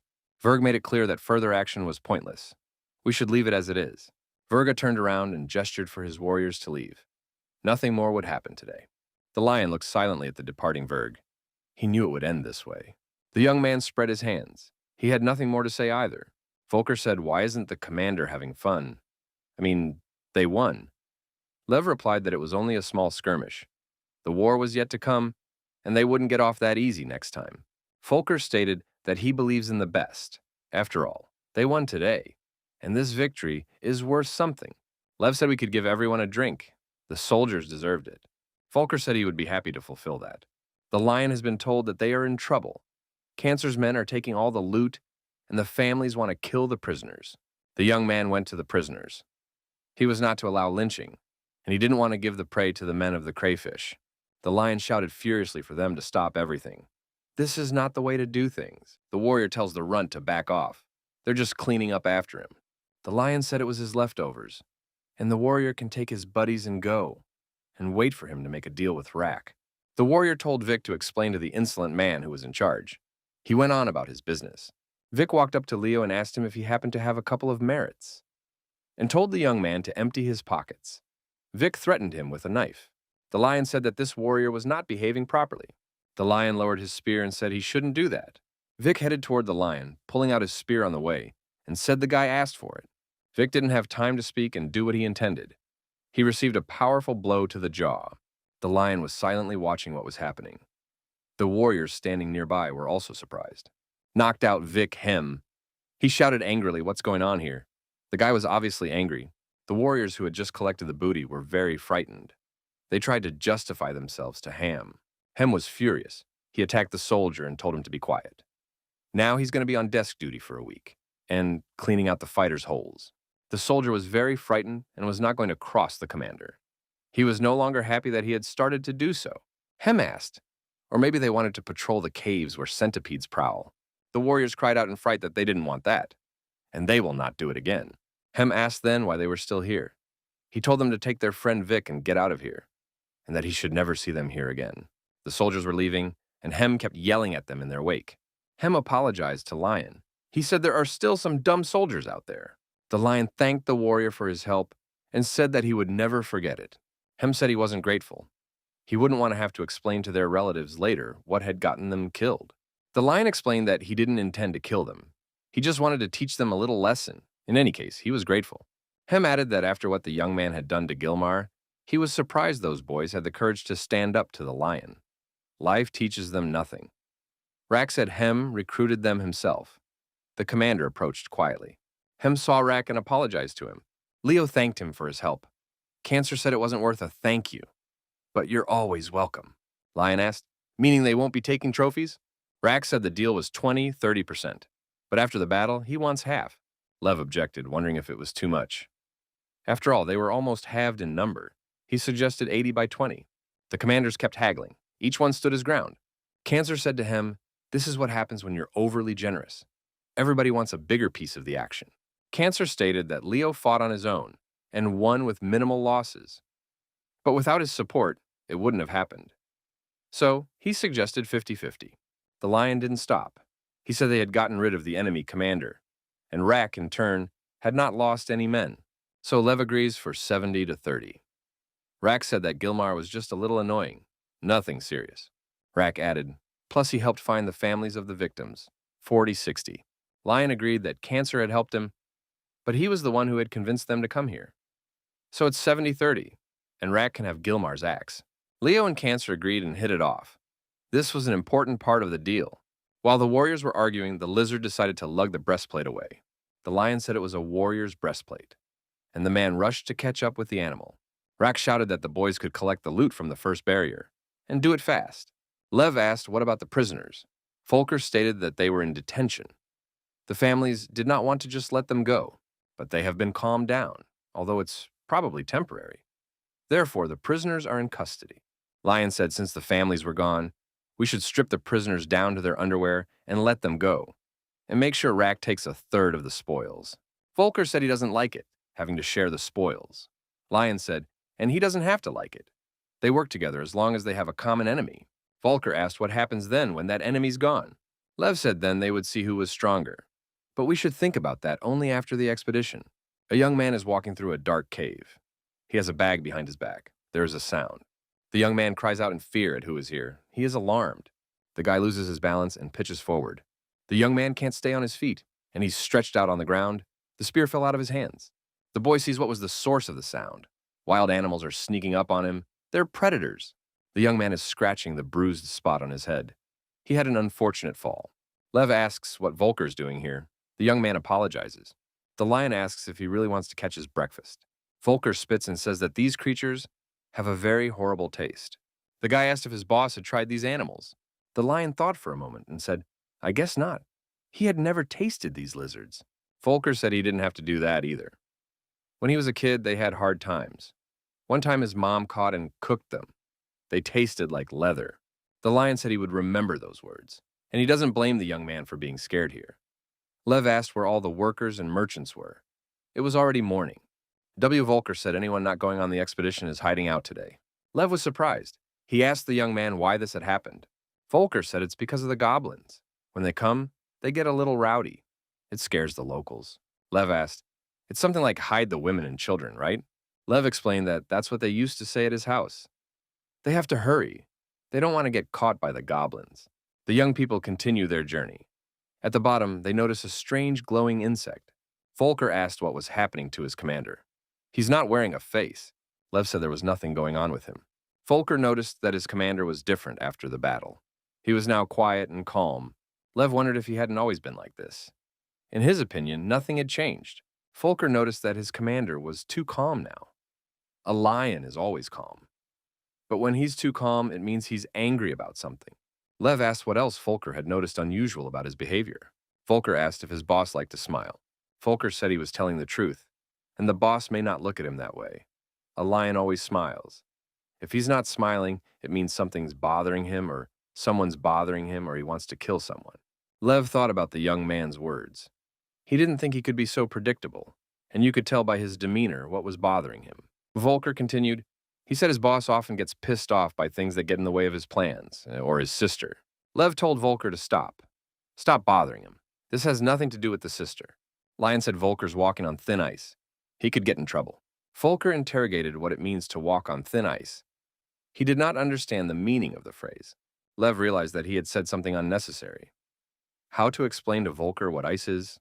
The young man explained that it was a saying. It means that you stick your nose where it shouldn't go. Volker said his commander knows a lot of things and apologized for saying too much. The lion told the young man to be careful what he said next time. Lev thought of his sister and said that Volker was partly right. He has a problem with his sister. His sister was furious that he had decided to pick a fight with Gilmar. She thought it was possible to avoid war with Vergai for the time being. Volker said that's his sister's nature. She tries to take care of the two of them. Leo has spent merit on outfits for the entire staff. For his sister, it's not easy. Plus, prices are going up every day because the outside supply is down. That's what his informants told him. Someone is interfering with the transportation of food, and that could be a big problem for the Cancer and Virga groups, and for the Leo group, too, because there could be problems with food. If prices go up, it will be hard to keep things under control. Volker said if Leo grew up with his sister, they could surely have other problems. Lev said her fan could be a problem. Volker asked which suitor we were talking about. The lion explained that it was a cake, a carefree guy from the Minders. Volker asked if he really liked her. Lev recalled they had just agreed that Volker would be careful what he said. The boy came to his senses and shouted, "So true, sir." He would be more careful what he said from now on. Lev continued, that guy cares about his sister, although he tries his best to hide it. But he's often too emotional. He thinks his actions could hurt his sister. Volker inquired, and what the young man says at times like this. Lev said that this guy at times like this says that her brother is just another thug who dishonors the name of the Reborn, and it would be better for him to die. because he is like a leech sucking on his sister and does not let her live in peace. Volker offered to help the young man. When he gets back, he'll round up some guys, they'll put on masks, and they'll pick this guy up. No one will recognize them. Lev looked at the wolfman. What the hell was he thinking? Where did he get that idea from? The boss said Volker shouldn't be doing this sort of thing. Volker persisted and said maybe that guy should fix his face a little, just to be sure. Leo said he appreciated the young man's enthusiasm and bright impulses to defend his honor, but it was best to leave him alone. Lion continued, that guy actually has good intentions, and the overseer looking after his sister makes him feel better. If something happens to him, he'll know his sister is safe. Volker said that if you look at it from this side, he now understands what's involved. Lev said he understood too, but he would like to spend his time in a more pleasant way before the expedition, not to feel admonished by his sister and her bow. The lion said they were finally here. There was a cave in front of the warriors. We'll have to send a sentinel to report the situation. The young men lined up in a line. Volker and Lev clung to each other and decided not to part. The queue moved slowly. The young men gradually moved forward. The young man saw an old buddy of their family. The old man said, look at this. The old man heard that the guy had become very busy lately. Volker asked that it was Lion's foster father. Lev answered the old man. He did what he had to do. The old man asked if the young man was sure he had done the right thing. He had nothing against his gang, but his actions had gone too far. He should have told the guards instead of putting his men at risk. Volker shouted what they were saying to the guards. The old man wondered why no one had told him about it. Lev explained because Verga had bribed the nobles, and after that, the nobles wouldn't let the old man interfere in the matter. The lion looked at the old man and said nothing more. The old man should have understood everything. Old Man Cool said that the young man was actually right, and he lowered his head. The old man asked if the young man's father would be happy if he knew what he was doing. The young man remembered his father. Old Man Cool continued, he doesn't know what the young man is going to do next, but don't disappoint his father and don't become one of them. Lion said all he wants is to make the world a better place. That's what he promised his father. Old Man Cool told the young man to take care of himself and wished him good luck. The young men moved on. They had to find more of their boys. Lots of people walking around the lower caves. There are some among them with orange armbands on their sleeve. The man watches those around him intently. His gaze is insular and penetrating. The young men are trying to barter or just sell something. The man told the young man to sell his trash elsewhere or shove it in his mouth.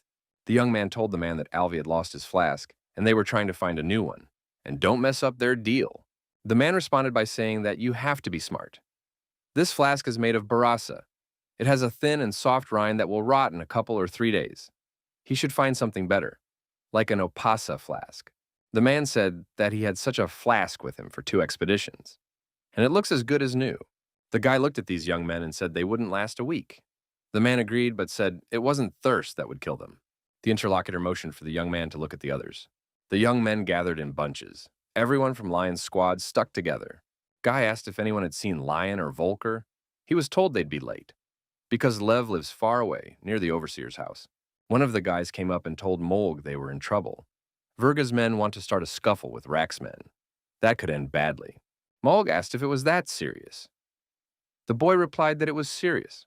After all, most of Cancer's people have not yet come up. And those who are here, they are in the minority.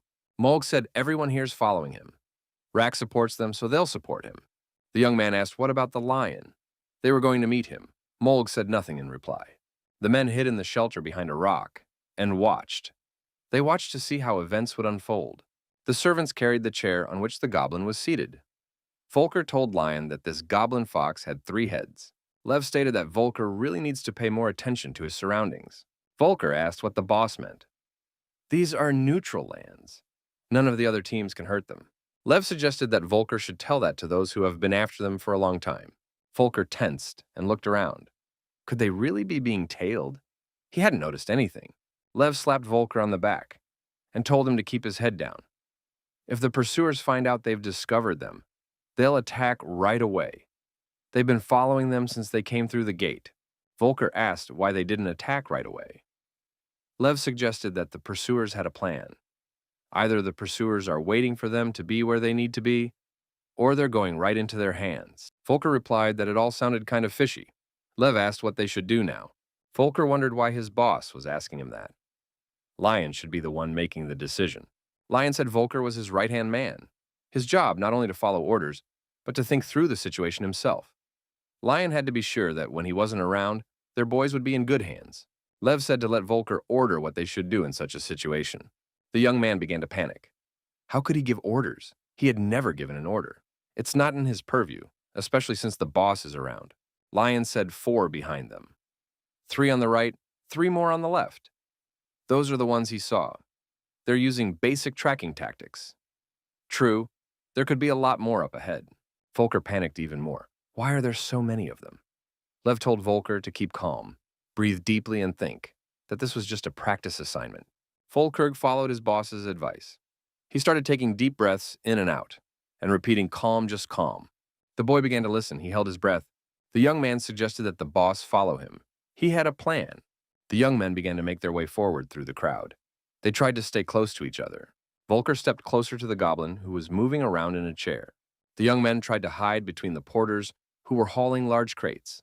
Volker asked if Lion could see the pursuers. The boss said it looked like they had fallen behind. They didn't risk attacking them.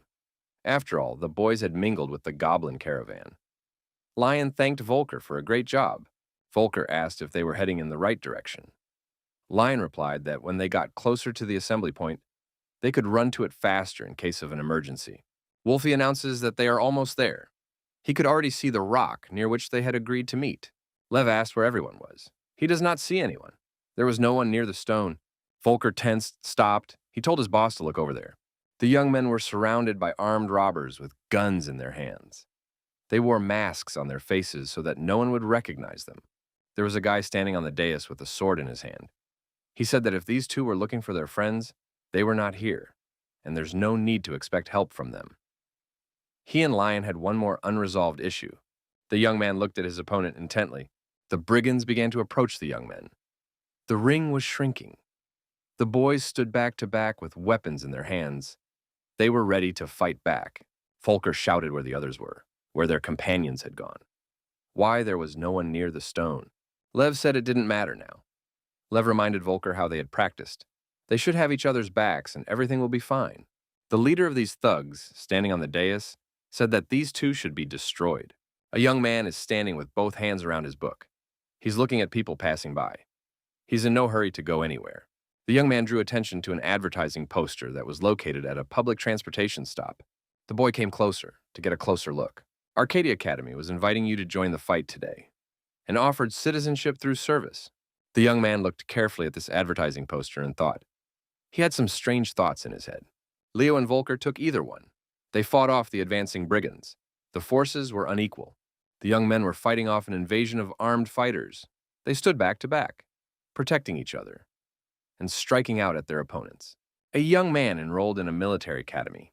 He became a cadet, decided to join the struggle, and resolve the issue of citizenship. The boy had successfully mastered the art of hand-to-hand combat. He practiced tirelessly, improving his skills. The young man spent all his free time practicing his kicks on the punching bag. He showed success, to which others paid attention. The young man worked himself to exhaustion. He was dripping with sweat. The boy didn't spare himself. In a workout like this, working to the point of exhaustion, the young man would beat the pair until it was out of commission. The lion used the art of hand-to-hand combat against the enemy. The armed brigands who decided to attack the young men, though they were in the majority. But there was nothing they could do. Lev put up a fierce fight. The young man had a spear that resisted the axes of his opponents, and that did not stop him from striking the enemy and doing damage. The boy was covered in sweat. His eyes burned with hatred. He wasn't going to give up. The young man was fending off simultaneous attacks from several opponents who were synchronously attacking him. The enemies continued to press on. They were all armed. It was very hard for the young man. The forces were unequal. The guy's been in combat battles. He had full protective gear, and with firearms he was shooting at the enemy using all his arsenal of knowledge. The young man participated in combat encounters, showing bravery and heroism. Fierce battles and the onslaught of the enemy could not stop the young man. At one point, the guy found himself surrounded by the enemy. He no longer had a firearm in his hands. The lion was losing strength. He was already crouching, leaning on one knee. The enemy continued his onslaught. The boy resisted with all his might. He could barely hold on. The young men managed to repel the enemy's attack, and they caused them considerable damage. The young men shook hands. They were up to the task. The broken spear withstood the onslaught of sharp axes and gave them trouble. Volker and Lev did not give up. They held on from the last of their strength and prevailed. They had an indestructible fortitude. The boy looked down on the blazing city. He had survived, and he was alive. The commander asked if Private Vanderstein was enjoying the view. He added that they were running out of time and to get the young man into the transport. The boy looked intently at his commander. His gaze was calm and confident. Tired and exhausted, Lev and Volker surveyed the battlefield. There were no opponents left. They had won this battle. Lion looked at the leader of this gang and asked what Haimo was waiting for. He's running out of time. Haimo S. looked at the young man with hatred. The friend took Rafa's hand and told her to go faster or they might not make it in time. The girl looked at Rune, wanting to say something. She was surprised. Some man caught the girl's attention. The man turned around and the girl stepped back. She hadn't expected to see him. Rafa asked what he was staring at and told him to mind his own business. The man looked sternly at the girl but said nothing. A friend said wherever they are, they make friends everywhere. Rafa said they were almost there. The girls moved forward holding hands. There were many young people around. The girls' attention was drawn to some sort of showdown. There were two guys with spears in their hands. Around them lay the young men who had been defeated by these guys. Many people crowded around them. The girls were terribly surprised, even frightened. They couldn't understand how this had happened. What kind of a battle to the death this was. Leo and Haimo were settling their relationship with guns in their hands. The lion was tired. It wasn't his first battle, but he held his ground. Haim attacked his opponent with fresh strength. Haimo screamed that Helmar was like a brother to him, and he took him away. He won't forgive that. Lev stated that his brother was an idiot. He couldn't open his eyes and realize what was going on around him. Lev added that Haima should not be the same and get out of here right now. Haima was furious, and he did not listen to his rival. Hatred clouded his eyes. He wanted revenge. Volker called out to his commander. He wanted to tell him something. Volker thought he had lost his bag, but the next moment he found it. Volker said it's okay. He found it. Lev said he's counting on Volker. Volker said he would not let his commander down, and the commander, as always, can rely on him. The battle between the lion and Haim continued. No one was going to retreat. Lion himself couldn't stop this fight. Haimu didn't want to do it. The girls watched this confrontation with bated breath. They didn't know who to give the victory to. One of the girlfriends decided to encourage the warrior and shouted, "Yay, come on, pretty boy. Kick his ass." Rufa wondered why she was yelling like that. Wasn't her type the guy with the longsword? Her friend said she was talking about him. Rufa replied that she knew it. Her friend's enthusiasm was misplaced. The girl said to the man as if this mercenary understood something. The man replied that he understood more than the harem guards. One of the girls got angry and said menacingly to the man, "Does he really have enough to live for?" Rufa told Runa to be quiet. Why does the man think the guy with the spear will win? He's a pathetic miner who barely has enough merit to buy new clothes. The man said these girls judge people by their coins, like a book by its cover. That's what happens to people who spend too much time around silver and gold. Runa became even more angry with the man. Rufa watched the lion with all her eyes, watching him do battle and trying to look into his eyes. For a moment their gazes met. They stared at each other intently. It was only a moment. The girl shrieked in surprise. The friend asked what had happened to Rafa. The mercenary asked, "Now have you noticed?" Rafa stated that that miner was giving in on purpose. The girl looked at Runa and asked if she couldn't see it. Runa said she didn't see it. The young men continued to fight. The fight was intense. Haim was unable to defeat his opponent. The lion stared intently into Haim's eyes. He was trying to reason with his rival, to stop fighting. At some point, Lev ducked, made a distracting maneuver, and knocked his opponent to the ground. He fell to the ground with a scream. The guy flipped over his head. He dropped his weapon, cried out, and remained lying on the ground. The girl cried out in surprise. The mercenary said it was an unequal battle. The spearman spent the whole fight studying his opponent and his movements, and the one with the sword just kept attacking him. Haimo raised himself to one knee. His opponent held the point of his spear in front of his face. The lion told the young man to let go of his grudge, and he would let him go today. The lion said, pointing the ball toward his opponent, that he was now finished.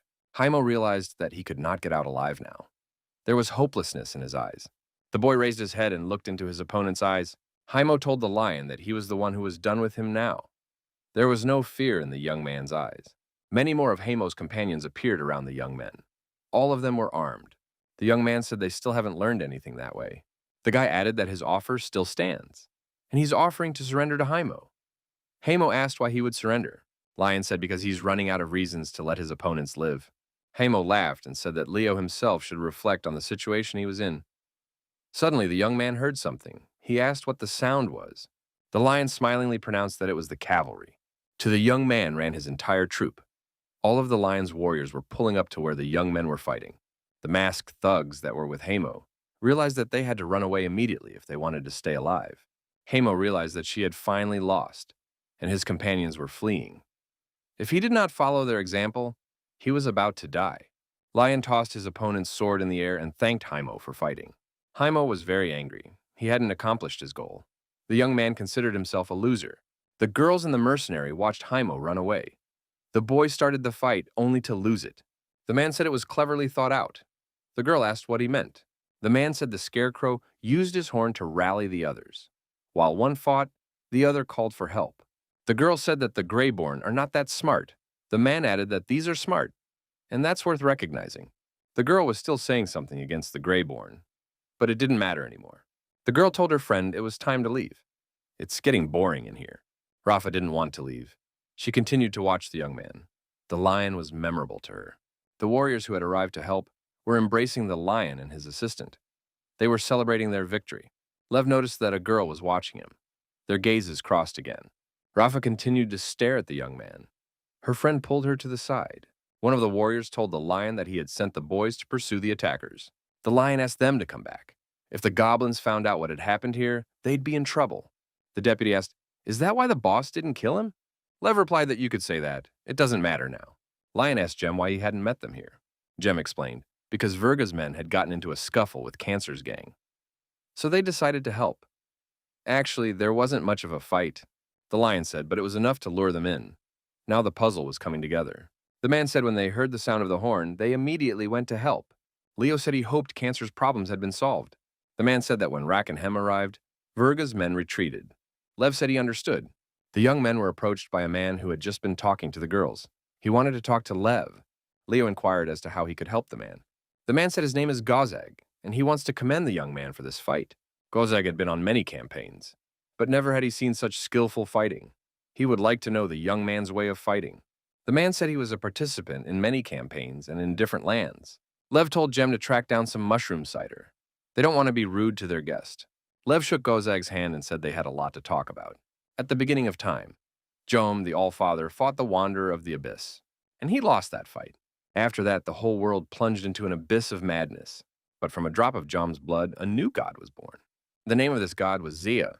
She was the one who was picking up the remains of a defeated god, and then forced Dorn, the god of death, to revive Jom. As a reward for his services, the Allfather granted Zia the title of Greatest General. She went on a quest to take back the lands that the Abyss Wanderer had taken, and became known as the Goddess of War. Zaya also traveled to the underworld to retrieve Jom's soul. The speaker said that they would travel to the underworld to reclaim what was rightfully theirs. He said they must have heard that this expedition was needed to clear the caves of Hevlings. But that was only half true. The real goal is to find ancient treasure that others were afraid to take. All standing here are the lucky ones being honored. For this is not just an expedition, it's a real raid. They will go down, take what's theirs, and be rich. And it doesn't matter that they're scarecrows, or Deka, or Berg, or Dargs, or goblins. Everyone who comes here will become part of history. He's calling them to come with him, and fight, and win, and triumph awaits them. They begin an expedition in the name of Jom. All present raise their hands and chant Jom. Lev figured it wasn't the worst speech he'd ever heard. Gozag said Bolgu is not like his brothers. He is very greedy and overly ambitious. He is the youngest son of a Jira chief. This expedition is a great chance to show that Bolgu is stronger than his brothers. Lev asked if Gozag knew why Bulg wanted to do all this. Guy continued, the heir decides to personally lead the expedition, doubling the number of participants, calling for mercenaries of different races as if he's going to attack someone. Plus, they're going down, not up. So there's something in the depths that's important to him. Gozag said that Leo's reasoning was very wise. He promised to ask people he knew. Lion said he'd ask around too, and the sooner they find out what Bolgu really wants, the better chance they have of getting back alive. Hamo sits on the ground with guilty eyes in front of Virga. He feels guilty. Virgo told him to get out of his sight, or he'd kill him. Virga turned away from the young man. He didn't want to see him. Virga told us that Hamo was under his command from today. If he wanted to be leader again, let him earn that right. Osarazil, he just wanted revenge for Helmar. Verga cried out, what if he had succeeded? What if Bulgu had found out about all this? How many heads would have flown if the Prince of Dejira had demanded atonement? How many more men he would have lost? Verga said he understands what Oz is feeling right now and he shares those feelings. But now is not the time. Oz asked his boss when that time would come, what are they waiting for? Verga replied that the dungeon was large and much was hidden in its depths. The boss said to be patient. Their time would come soon. Professor Gorza talks about the classification of goblinoids. In the world where she and Lion live, there are several major races, including goblinoids. After the Ainshard Empire collapsed into numerous wrecks, tribes founded by descendants of Ainshard began to appear. This is how the goblinoids came to be. The Dargs, the most advanced goblinoids. They were traders, warriors, and navigators. But at some point they were conquered by the human republic of Brasilam. Then there is the Deka race. They are powerful warriors, horsemen, and mercenaries, known throughout the lands for their nobility during battle. Although the Deka are goblinoids, they were not part of the empire. Goblin tribes are the most common race of goblinoids. They spend all their free time fighting internecine wars. The strongest tribe is the Jira tribe, which has subjugated the Scarecrow. There's also a race called the Burga. They are known as excellent hunters and trackers. Their temperament is as unpleasant as their breath. But there are not many of them. At the bottom of the social ladder are the Scarecrows. Even between them, there are some serious differences. There are blue Scarecrows, who are nobles. They act as intermediaries between goblin overseers and ordinary Scarecrows. Many Scarecrows can also be green, because they have the blood of ordinary goblins in them. You can easily tell them apart. Goblins have a taller stature and their ears point upwards. The Reborn are socially below the skirting board. Although their ancestors were powerful shamans, they now labor in the mines, doing all the dirty work that even the other Scarecrows didn't want to do. Their people were enslaved by the Jira tribe many generations ago, and now they serve them as slaves. Level 1. This is the Dargs. The young men are looking somewhere. They seem to be interested in something. The young man didn't really like what he was being offered. He lowered his head. The girl's coming out of the tent. She's probably upset. She doesn't feel like talking. Out in the fresh air, she saw an unfamiliar young man looking off into the distance.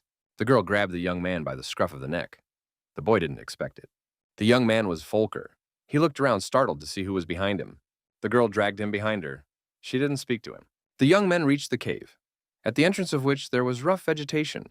The girl offered the young man food in exchange for medicinal plants and various insects. The guy was explaining to her which mushrooms could be useful, which could be poisonous. The food made from these mushrooms was delicious and healthy. Level 2, Volker told Lev and the boys what had happened to him today. How he met with the Dargs. Volker began to avoid the Dargs. He didn't want to get in their faces. A guy is standing in a clearing with many glowing mushrooms growing around him. Above him is a huge mushroom. The warrior girl drags the beast she caught by its tail. She's looking for Volker. Volker skillfully butchered this animal. He was a real hunter, and he told her how to do it properly. The girl listened attentively. Volker is preparing a meal. The young people are talking animatedly. They are interested in each other. They are discussing different topics. The young people eat the same thing they cooked. It tastes very good to them. The warrior girl enjoys the food she has not yet tasted. They are developing romantic feelings. Level 3. The young man is probably telling the girl how his childhood was. The girl listens to him with interest. Everything the young man tells her seems unbelievable. A young man decides to catch an animal he ate as a child. The girl helps him. It's fascinating. Following the animal, they came to the den of these beasts. The girl drew her sword. She was ready to destroy them. The guy cooked this beast and offered the girl to try it. She didn't like it. She had never tasted such nastiness before. The girl realized how hard it had been for the boy as a child. A girl takes a bath in a hot spring. The guy delicately turned away so as not to peek at her. Young people are leisurely strolling through the forest. They are interested. The girl is talking excitedly about something. Volker listens to her with great interest. The boy's heart raced. After the girl put her hand on his back, this had never happened to him before. The young people say goodbye. They promise each other that they will definitely meet again. The boy and the girl are going in different directions. They enjoyed their walk today. Level 4. A girl's cooking her own food. Girlfriends are discussing her behavior. The girl is uncomfortable. The girl remembers the young man. Volker left a pleasant memory of himself. The girl is partial to him.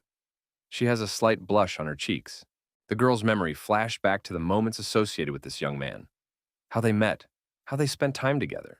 Volker enjoyed dating this girl, but he felt he wasn't worthy of her, so he hid. The girl was upset and left without ever meeting the young man. It was a sad story. The boy reproaches Volker for his callousness. He says the girl has a soft spot for him, and Volker's being such a jerk.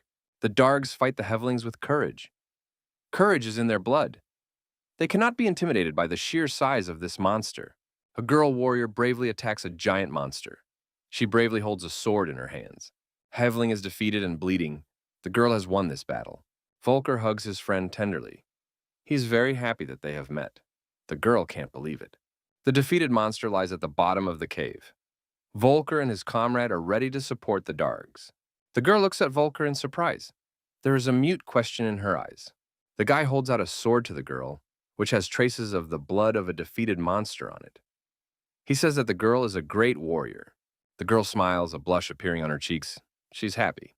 The girl is socializing with a young man. She has a family waiting for her. She's glad to see Volker again. Volker's friends are waiting for him too. The guy waves to the girl. He was very happy to meet her.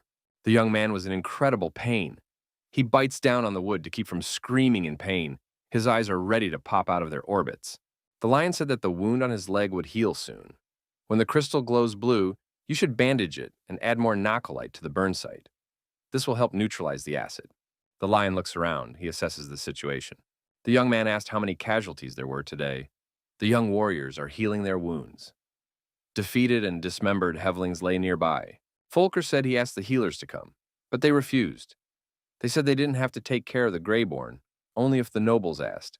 Lion said 2 months, 4 levels, and over 100 dead. Old men play them like soldiers on a battlefield. Some things never change. The young warrior remained displeased. The lion did not like this state of affairs, and this attitude towards him and his squad. Volker said the overseers ordered them to start collecting the loot. They said so they wouldn't waste any more time on the wounded.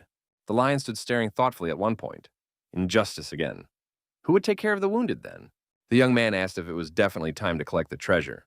The lad had long wondered why the goblins had sent the scarecrows into the mines, for they were weak and not adapted to life in caves. Eventually, the young man learned that it was because of the crystals the scarecrows used for lighting. The surface races use them for magic. But there's a catch. For creatures not adapted to magic, these crystals will be poisonous when touched, but not to scarecrows. With an innate talent for magic, they can hold those toxic crystals and not worry about a thing. It all turns out that they are now working in the mines where Jira's tribe sent them. The crystals had to be made safe for others. This process is difficult and expensive. There's a new way, inexpensive. In early expeditions, it was discovered that the Hevlings were able to naturally process not only metal ore, but also luminous crystals, making them safe and suitable for building their hives. Since then, expeditions have been made in the name of cleansing the minds of monsters. But in reality, it was all about collecting those very crystals. Originally, the Hevlings were kept apart. But after the Great Hunt, everything changed. Now they and the Greyborn kill each other on sight.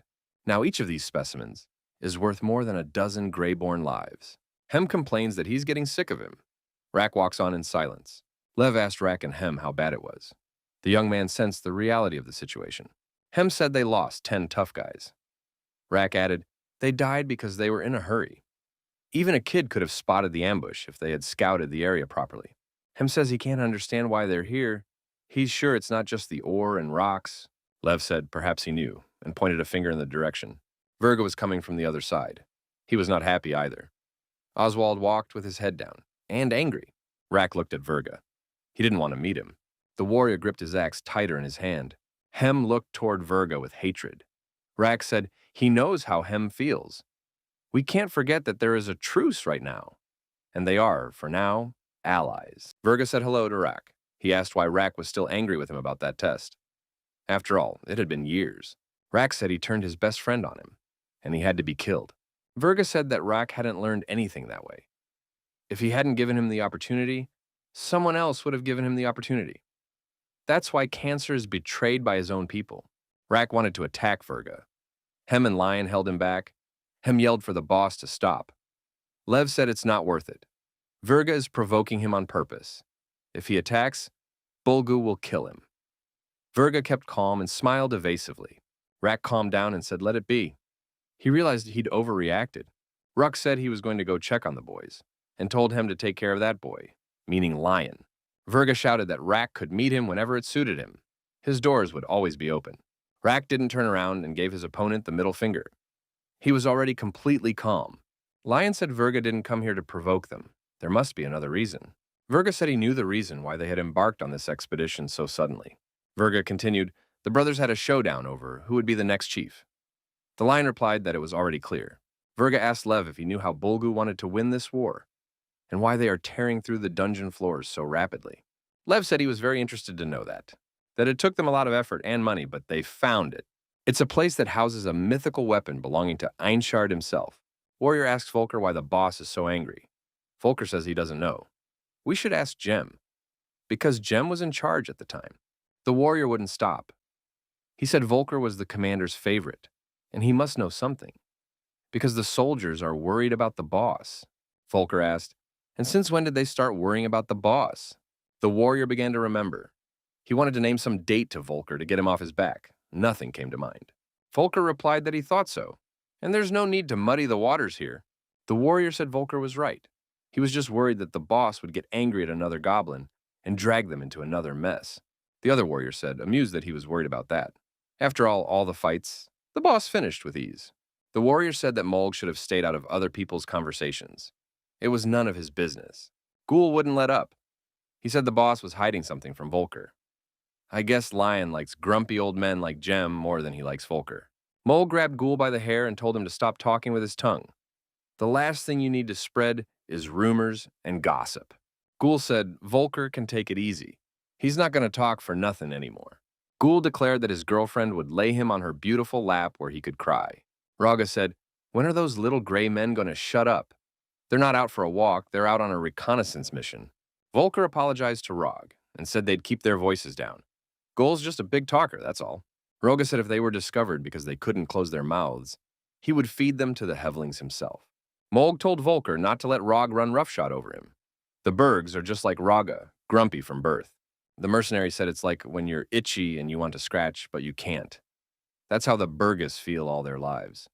He'd be cranky too with a nose that big. Smelling banna next to you all day? You'd go crazy. The man fell silent.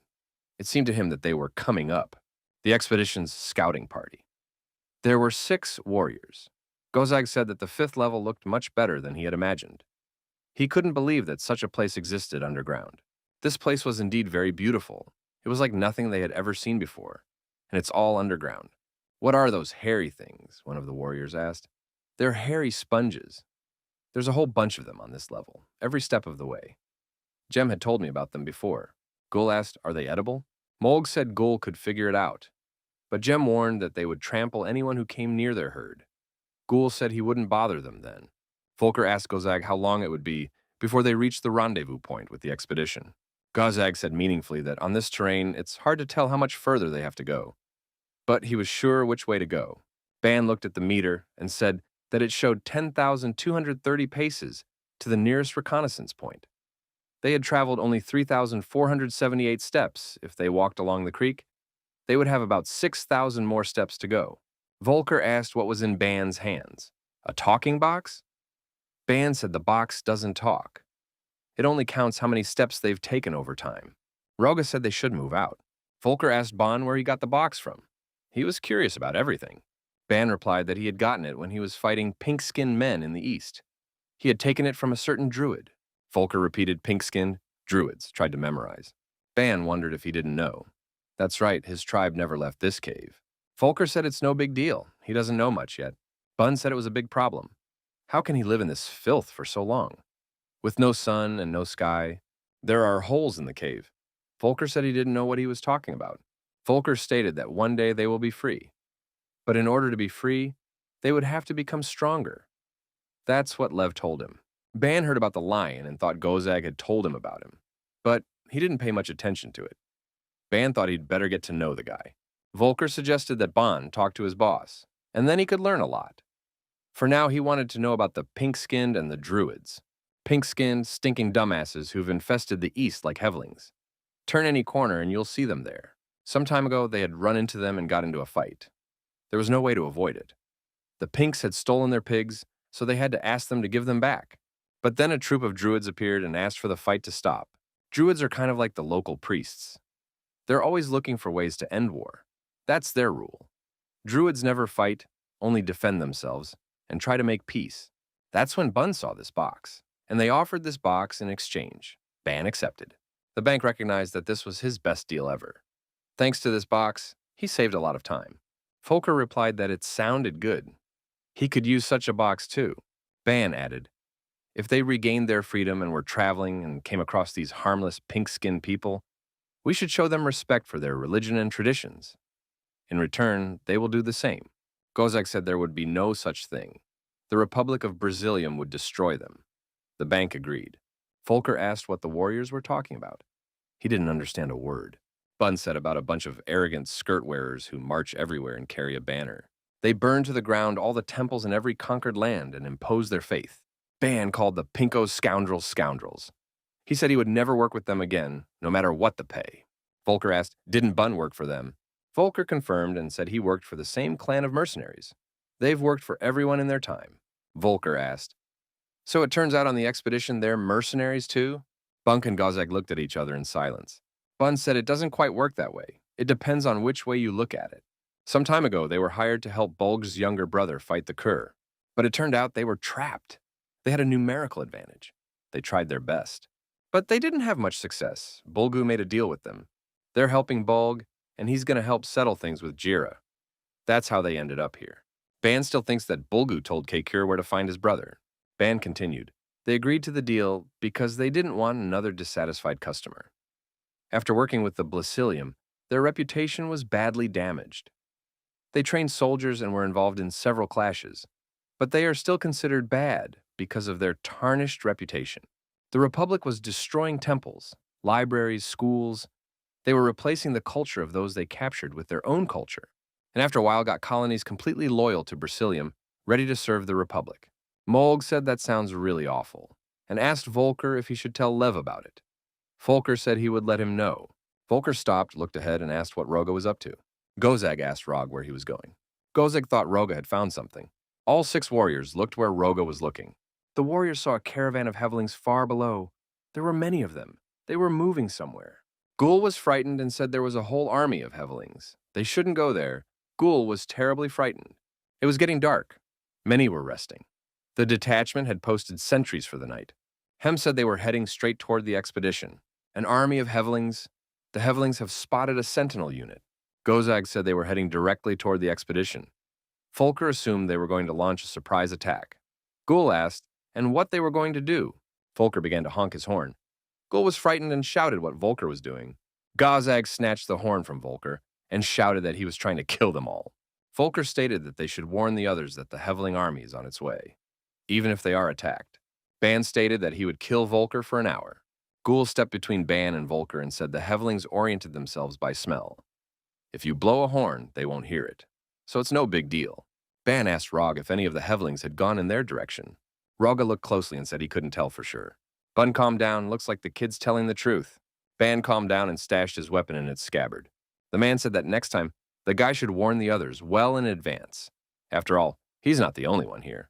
Volker responded that he took no offense and had forgotten all about it. Ban stated that they needed to hurry back and warn the expedition of the danger. Ban continued, the sound of the horn will alert them that something is wrong. But they would never know the whole picture. Judging by the number of Hevlings, it would be a massive attack. The Sentinel squad was wondering how they were going to get back now. Bun said that Roga was a better tracker. Would he be able to guide them back without the bugs finding out? Roga said his big nose would try. He will use his sniff to pass unnoticed. Bun said he'd treat that nose to plenty of mushroom ale, if they come back alive. Roga replied that he was satisfied with such conditions, and he would do his best. The Sentinel returns to the expedition by uncharted paths. Roga leads all the warriors behind him. The young men are tired. They have been on the road for a long time. They need to take a break. Roga decided to take a break. Everyone collapsed exhausted. The young men could hardly breathe. Ghoul said he had no more strength left, and he can't go any further. This is torture. Volker said they would take a short break and move on. Ghoul apologized to Volker. Volker didn't understand and asked Ghoul what he meant.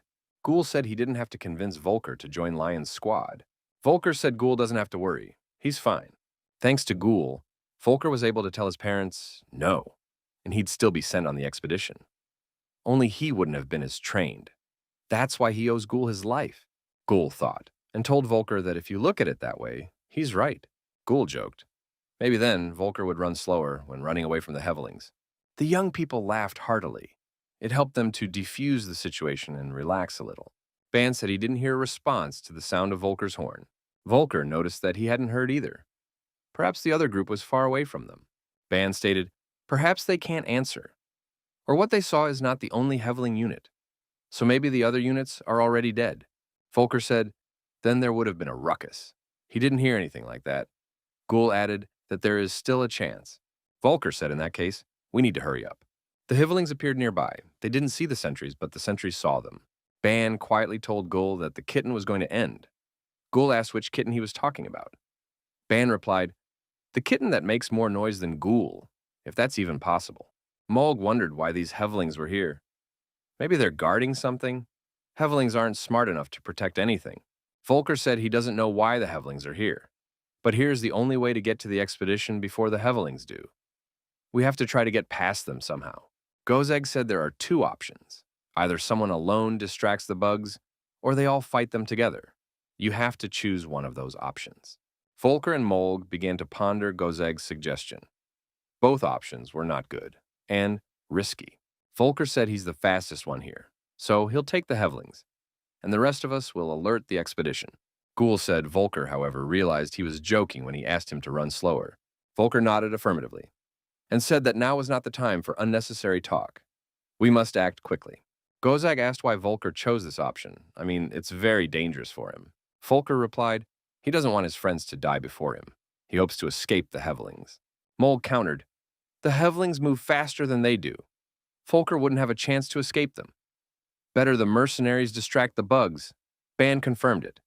He and Gozag can handle one Heveling. Volker noticed that there were 3 Hevelings here. Sooner or later, they'll run after them anyway. Hevelings are scent-driven, so the only way to get further is to entice them with scent as far as possible so that the others have time to run. Volker confidently said he was up to the task. The Hevelings were in the same place. They were at a fork in the road, patrolling the place and sniffing around. Volker said goodbye to the team, said he'd do it.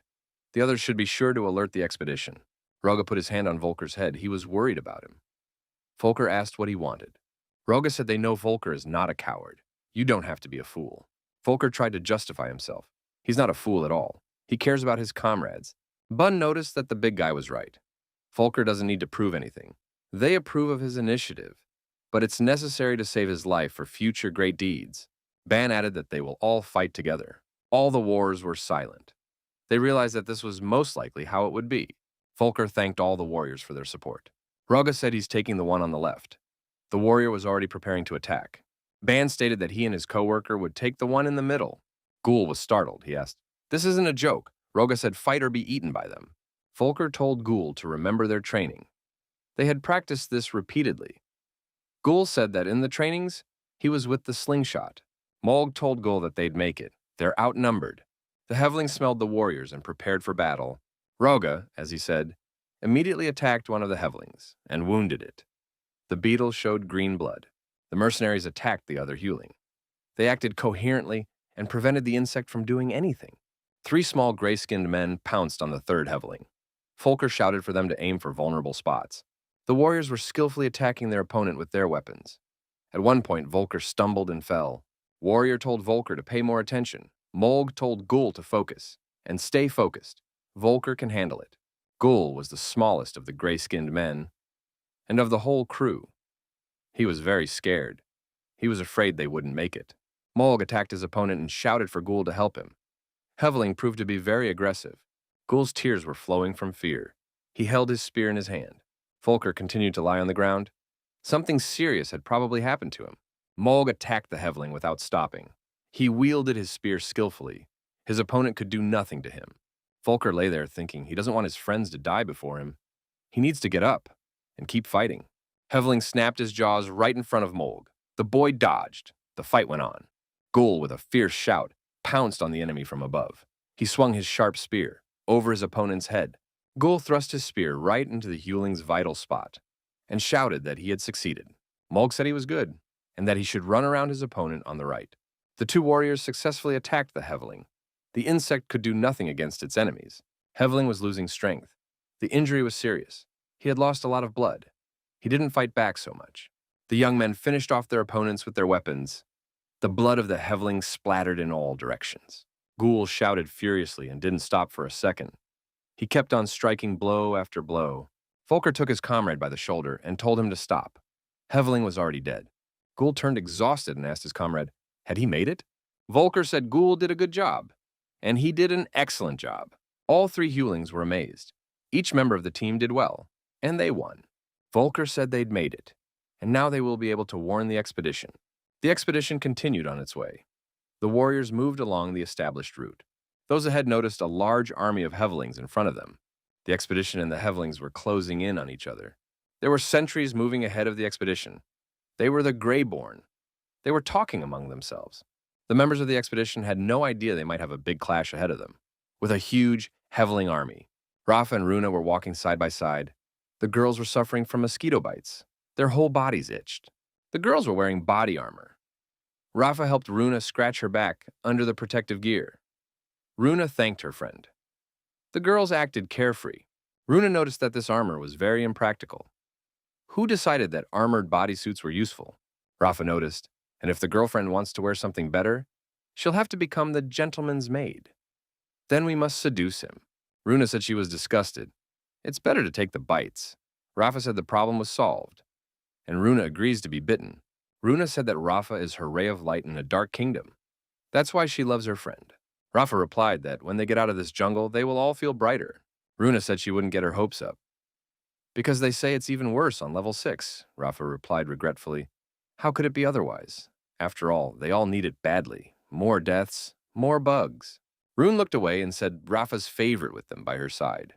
The girl smiled and winked at her friend. Both looked at the young man. The lion was walking in full uniform. He was calm and cool-headed. Rafa blushed, but she got angry at her friend and told him he wasn't her favorite. Rune smiled and remarked that this was why Rafa talked about him at the first opportunity. Rafa excused herself and said that the young man is just a good fighter. That doesn't mean she likes him, or that she trusts him. Runa wondered what she had against this young man. It seemed to her that these guys were disciplined and skillful, and had always been kind to them. Rafa said they're a little too kind. That makes me think there's something fishy going on here. He smells funny. He's more of a merchant than a mercenary. Runa stated that this guy couldn't possibly be a merchant. They've both seen how skillfully he fights. Rafa said, that's what I find most confusing. Who can wield a spear and a word equally well? Runa noted that her friend was obsessed. Why don't she approach the young man and talk to him directly? Rafa blushed even more. She was embarrassed. She didn't know what to say to the young man. Runa started telling her friend about how long ago she used to guard the piggies in her home village, and she wanted to tell her friend about the cute little farmer. Rafa stopped in surprise. Something caught her attention. She became alarmed. Runa asked her friend what was wrong. Rafa said, apparently there was something up ahead. The warriors moved forward. The lion was running among them. He shouted that the Hevelings were attacking. Everyone must gather at once.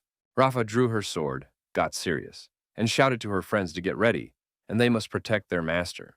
The girl looked ahead intently. She was alert. Bulgu stood up and sniffed. He tried to pick up foreign odors with his big nose. The girl asked what was wrong. Bulgu said he can smell a strange odor up ahead, and it seems very suspicious to him. He thought it might be the scent of the Hevelings. So there was a battle ahead of them. The friends were tense. You could see from their faces that they were extremely focused and ready to defend their master. One of the warriors cried out for help. Something white and sticky grabbed him and pulled him upward. Runa pointed her finger at him and asked what it could be. The girl was surprised. Everyone was screaming, ambush. The whole expedition was ambushed. The warrior was caught in a spider's web. Huge spiders were casting out webs and trapping their victims in them. The spider attacked the young warriors, wanting to entangle them in its web. The soldiers defended themselves against it by putting their shields forward. The insects were huge. It was not easy to resist their onslaught. Runa fought back with her sword as best she could, and defended herself with her shield. Rafa shouted to pierce their legs. That was their most vulnerable part. Rafa plunged her sword into the paw of one of the spiders with all her might. Blood spurted from under the blade. The other warriors did the same. The beast was sprawled on the ground and could not move. The soldiers wielded their weapons skillfully. Rafa stepped in front of the monster and swung her sharp blade. The girl thrust her weapon into the spider with all her might. The splashes flew in all directions. The beast was defeated.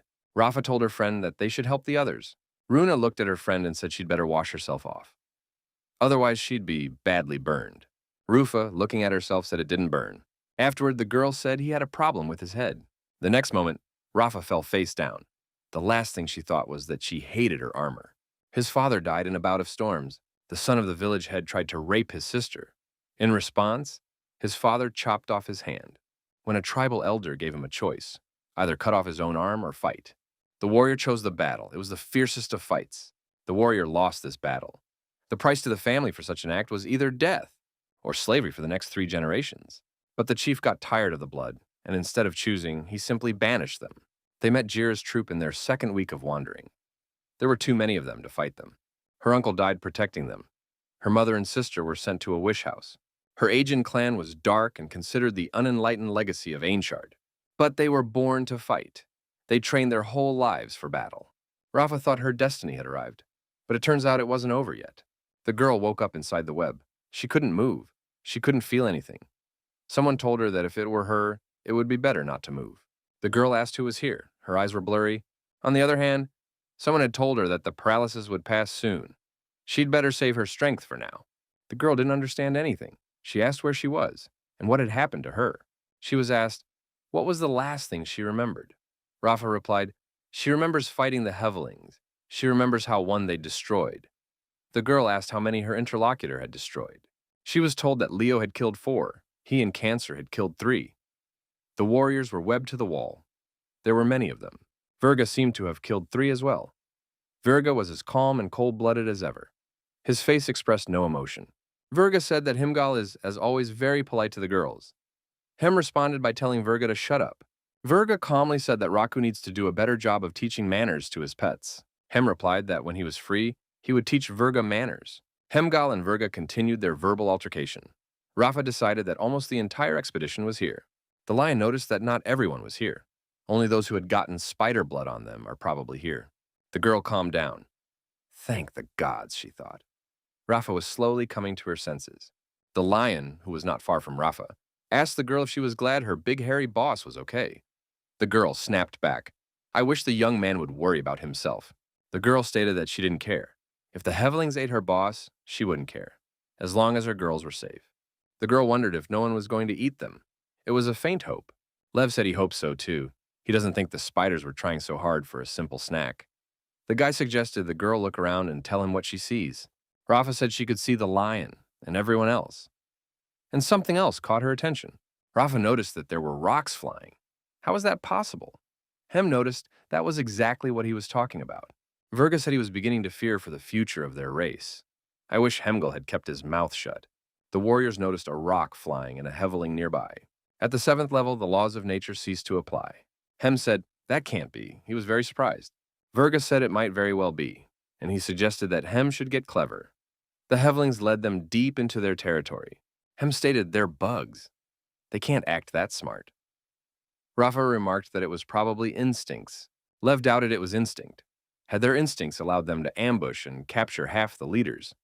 They had simply underestimated the Hevelings. And most likely, they weren't just ordinary, common food for the queen. Hem and Virga agreed with the young man. What are they going to do now? They have to find a way out. Virga told the girl to calm down. They already had their plan. Virga looked at Lev and said that he had no doubts about the young man. Lev winked at his interlocutor. Virga asked Lev once again if he had a plan. He said he could see in his eyes that the young man had thought of something. Lev asked Virga if his paralysis had already passed. Virga nodded affirmatively. He felt much better now, and can move his arms and legs, as much as possible. Lev said then he could fully experience what the Hevelings would do to him. Everyone was startled and looked in surprise at the lion. Virga asked what he wanted to say. Lev smirked and said he had no plan, and he could not be counted on. Hem said indifferently, so they're doomed, and there's nothing to be done about it. Leo agreed and said, it looks like it. Lev added that at least Virga would be able to settle the last case. Right before the Hevelings devoured them, Virga wondered, what was the last case we're talking about? Lion said that from the story, Virga liked to beat Hemgal on the head. Lion continued. Because of this, Hemgal broke off all relations with Virga and went to Cancer. But that's not all. If Hemgal had heard what Virga's cronies were saying about him, he wouldn't have left it at that. Hemgal was horribly surprised at Leo's words. He had heard nothing of the sort. Hem shouted that he would get his revenge on Virga and would not let it go unchallenged. Hemgal shouted that Virga was a coward, and he's being sneaky. Virga said he didn't even need his hands to get even with Hem. Hemgal and Virga were still at it for a long time, calling each other names and threatening to destroy each other. The spiders noticed that there was some kind of noise and a wobble in the web. Several spiders headed toward the source of the annoyance. The girl listened as Virga and Hem figured out their relationship. The lion called out to Rafa. The young man told the girl that he was going to get them out of here and told her to be careful, so the Hevlings wouldn't see them. The girl looked at the young man in surprise. She thought he had no plan. The boy replied, he needed someone to distract the Hevlings. It's part of his plan. The girl noticed how a hole had formed in the cocoon the lion was in. The hole grew in size, and the lion was able to climb out of his cocoon. The young man had a knife in his hand. The young man used this tool to free Rafa from the cocoon. He acted quickly and skillfully. The young men freed themselves from the cobwebs and saw the Hevlings approaching them. The young people jumped to the ground. The girl could not hold on and fell down. The spider got close to Hem and Virga. The warrior stopped all movement. They were silent. The girl got to her feet and said it was hard for her to move yet. The guy said it was okay. There were weapons near the young men. The guy told the girl to choose the one that suited her. The lion said he would distract the bugs and the girl would free the others. Rafa asked how he would do that. The guy wondered if she wasn't paying attention. The laws of physics don't work here. The young man jumped up and hovered in the air. That must have been why the stones were in the air. Rafa saw rocks, lion, and Hevlings tumbling through the air. The girl asked what physics was. Rafa decided that she was distracted. Never mind the physics. We need to free the others. The girl released the red one. He jumped to the ground. Rafa told him to get himself a gun and help her if he wanted to survive. The girl asked Virga if he could stand. The warrior said he could do it, and he thanked her for releasing him last. Virga leaned on the girl's shoulder. She helped him move around. Rafa said she was waiting for the Hevlings to run farther away. She also doubted that if she had released Virga sooner, he wouldn't have left Hem alive. Hem looked away resentfully. Virga said it offends him. He is a practical man. Hem is a great meat shield. The girl thought, and so did Virga. Red asked how many Rafa had managed to free. The girl said she counted 18. Virga thought, to defeat 3 Hevlings, that's even more than enough.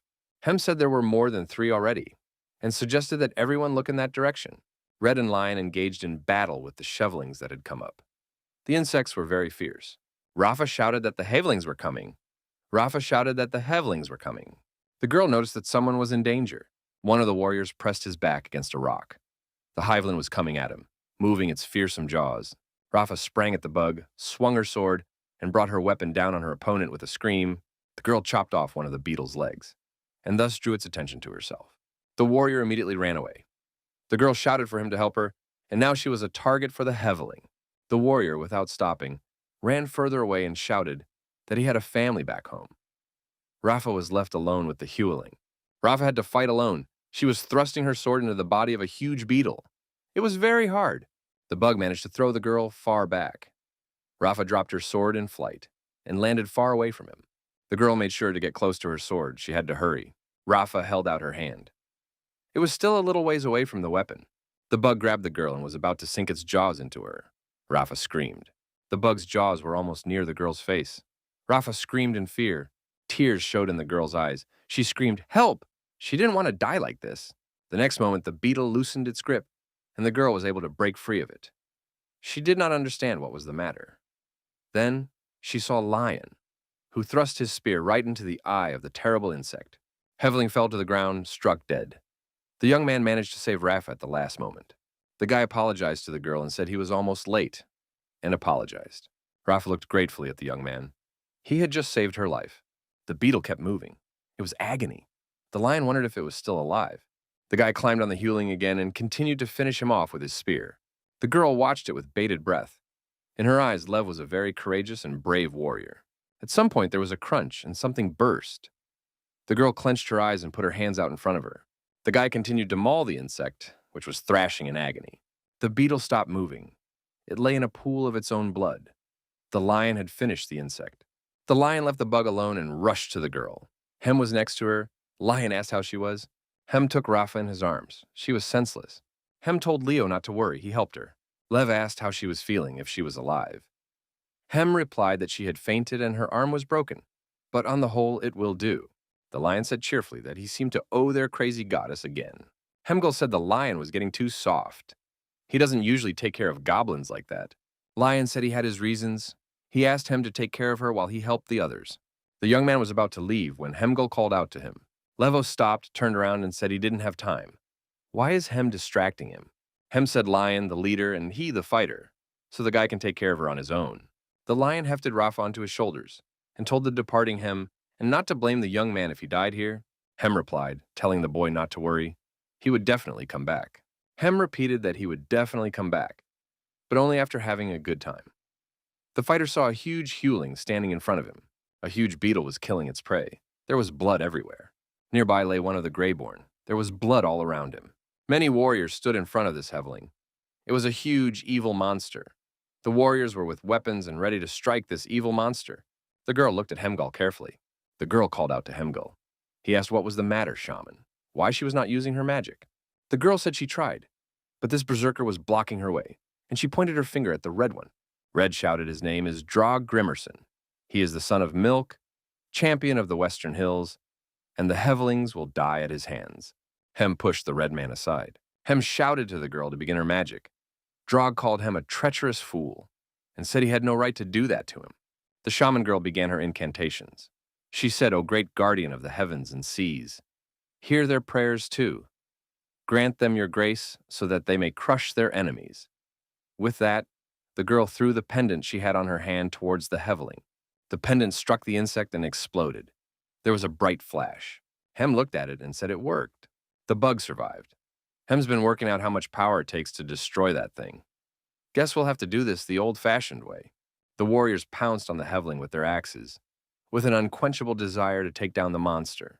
The beetle was very strong, and it wasn't easy to defeat him. Hema didn't succeed the first time.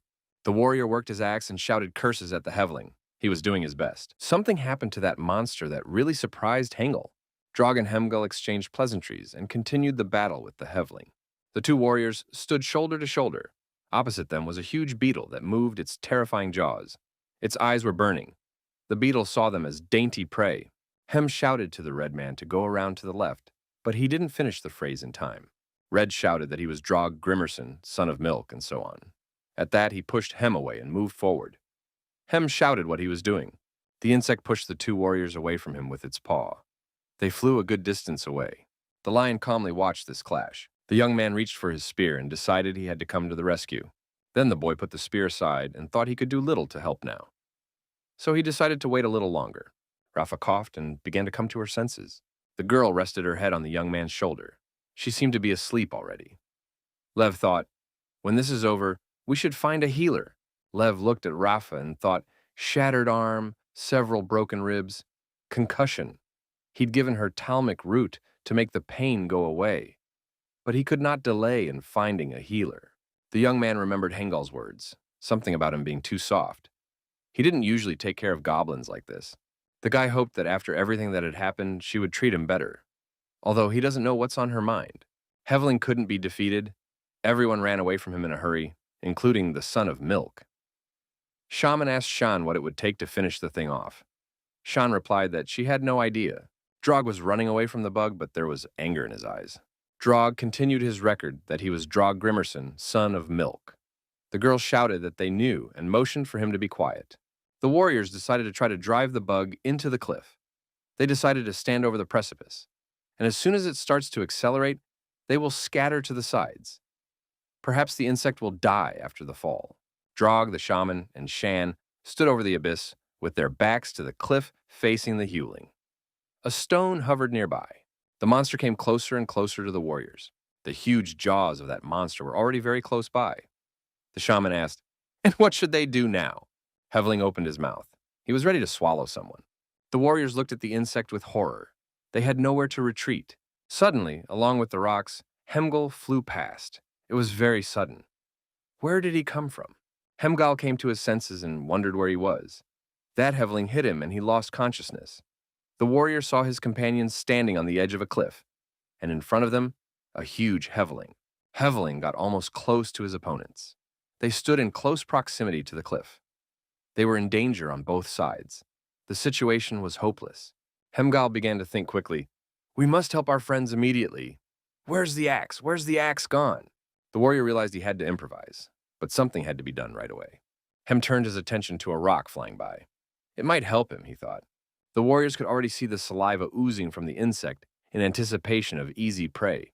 The beast was at arm's length from them. The insect roared and the shaman squinted, covering herself with her hands against the odor coming from the monster's mouth. The next moment, the hewling was hit.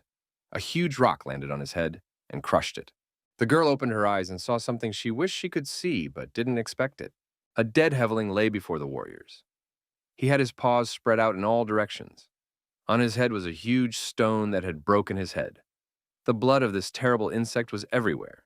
Just then the red man came to his senses. He grabbed his axe, reminded him what his name was and whose son he was, and started smashing that hewling. Shan said, I guess the gods must have saved them. The shaman looked up. There was a sound coming from up there. The girl saw Hemgal approaching them, jumping from rock to rock. The girl realized who their savior was and where that stone had come from. Red climbed onto the defeated Heveling, raised his axe upward and shouted, letting him know whose son he was. Everyone saw Leo running up to them, carrying Rafa, who was unconscious on his shoulders. Red pointed his finger at Leo and said, Look, everyone, the coward has shown up. At the same instant, Red received a powerful back kick from Hemgal. The warrior said angrily for the wretch to watch his tongue.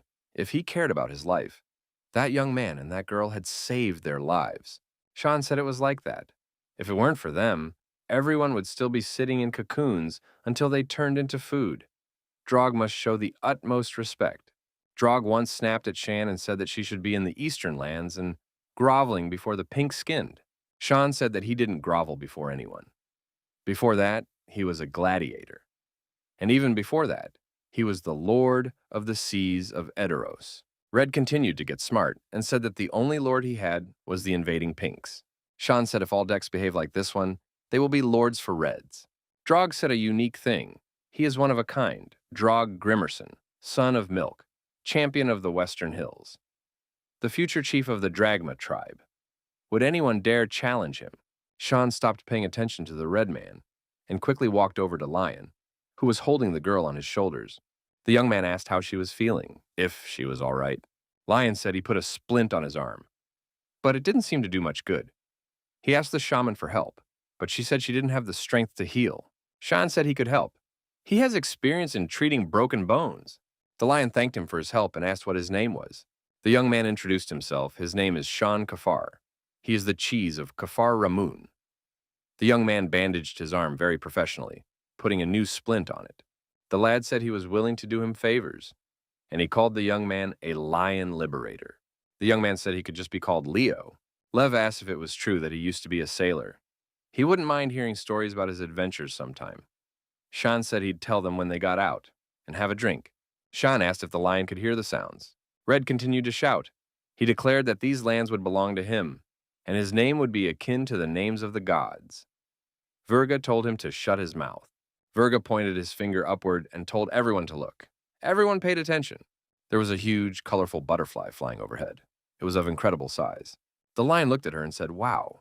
The body of a defeated hiveling lies on the edge of a cliff. His torso is damaged. The Greyborn's arm emerged from the hewling's torso, and there was a cry. Someone got out of the hewling's body to the outside. He said there must be something here he could use. A man found someone's bag. There was something glowing in it. The guy got excited and said, Bingo. He was a young man who looked just like the lion. Somebody told him he was still stealing. The guy turned around to see who had called out to him and asked who it was. Herm was sitting on the dead Heveling. He said hello to the young man. Herm stared at the guy and asked, Is his name Lion? The lion looked at him and said, And that's you, Herm. Finally decided to show your face. Herm said that Lion has been active lately. Lev agreed and said that was the reason they were still alive. Lev said he doesn't steal. He's just not used to sitting idle. Herman asked if that meant that Lev had put him to sleep. Lev said yes, to keep him out of the way. After all, there is still a lot of work to be done. Herm said, He knows. After all, they have memories in common. Lev said if Herm knows everything, then why does he complain? Herm said because Lev is dangerous to the people around him. Lev wondered what he was talking about. He wondered if he had forgotten how he had gotten here. A butterfly circles between the rocks. The butterfly has huge claws. It appears to be a predator as well. Virga points his finger somewhere deep inside the cave. The lion looks there too. Many huge shovelings are approaching the warriors. The lion cries out that danger's coming. Everyone must come together. Everyone starts pushing the body of the dead heveling to the cliff. The lion orders everyone to get inside. It's disgusting, but it has to be done to survive. The few remaining warriors push the body to the very edge of the cliff. The living hevelings are close at hand. The body of the dead monster flies off the cliff, all the warriors clinging to it. The hevelings are too late. The body and the warriors fall down. Hay and Virga are holding onto the shell of a flying insect. That should help them escape and cushion the fall. Lev said he remembered. Herm said they didn't even argue with him. They just did it, because they believed in him and his plan. The lion replied, they knew he would make the right decision, so they followed him. There weren't really any other options. Herm said they followed him precisely because of faith. Even Virga believed in him. They know what he's capable of. That's what makes him dangerous. Lev looked at Herm in surprise. What was he trying to say? Lev asked if Herm thinks he's so dangerous. What does he propose to do? Herm has access to his memories, and he knows what will happen if he doesn't get in the way. His people have no future within the walls of these caves. Herm said for the young man to just get them out of there alive, and the rest of his plans were better off abandoned. The lion said, the Greyborn need to become strong, rise to their feet and go forward. Otherwise they will be finished.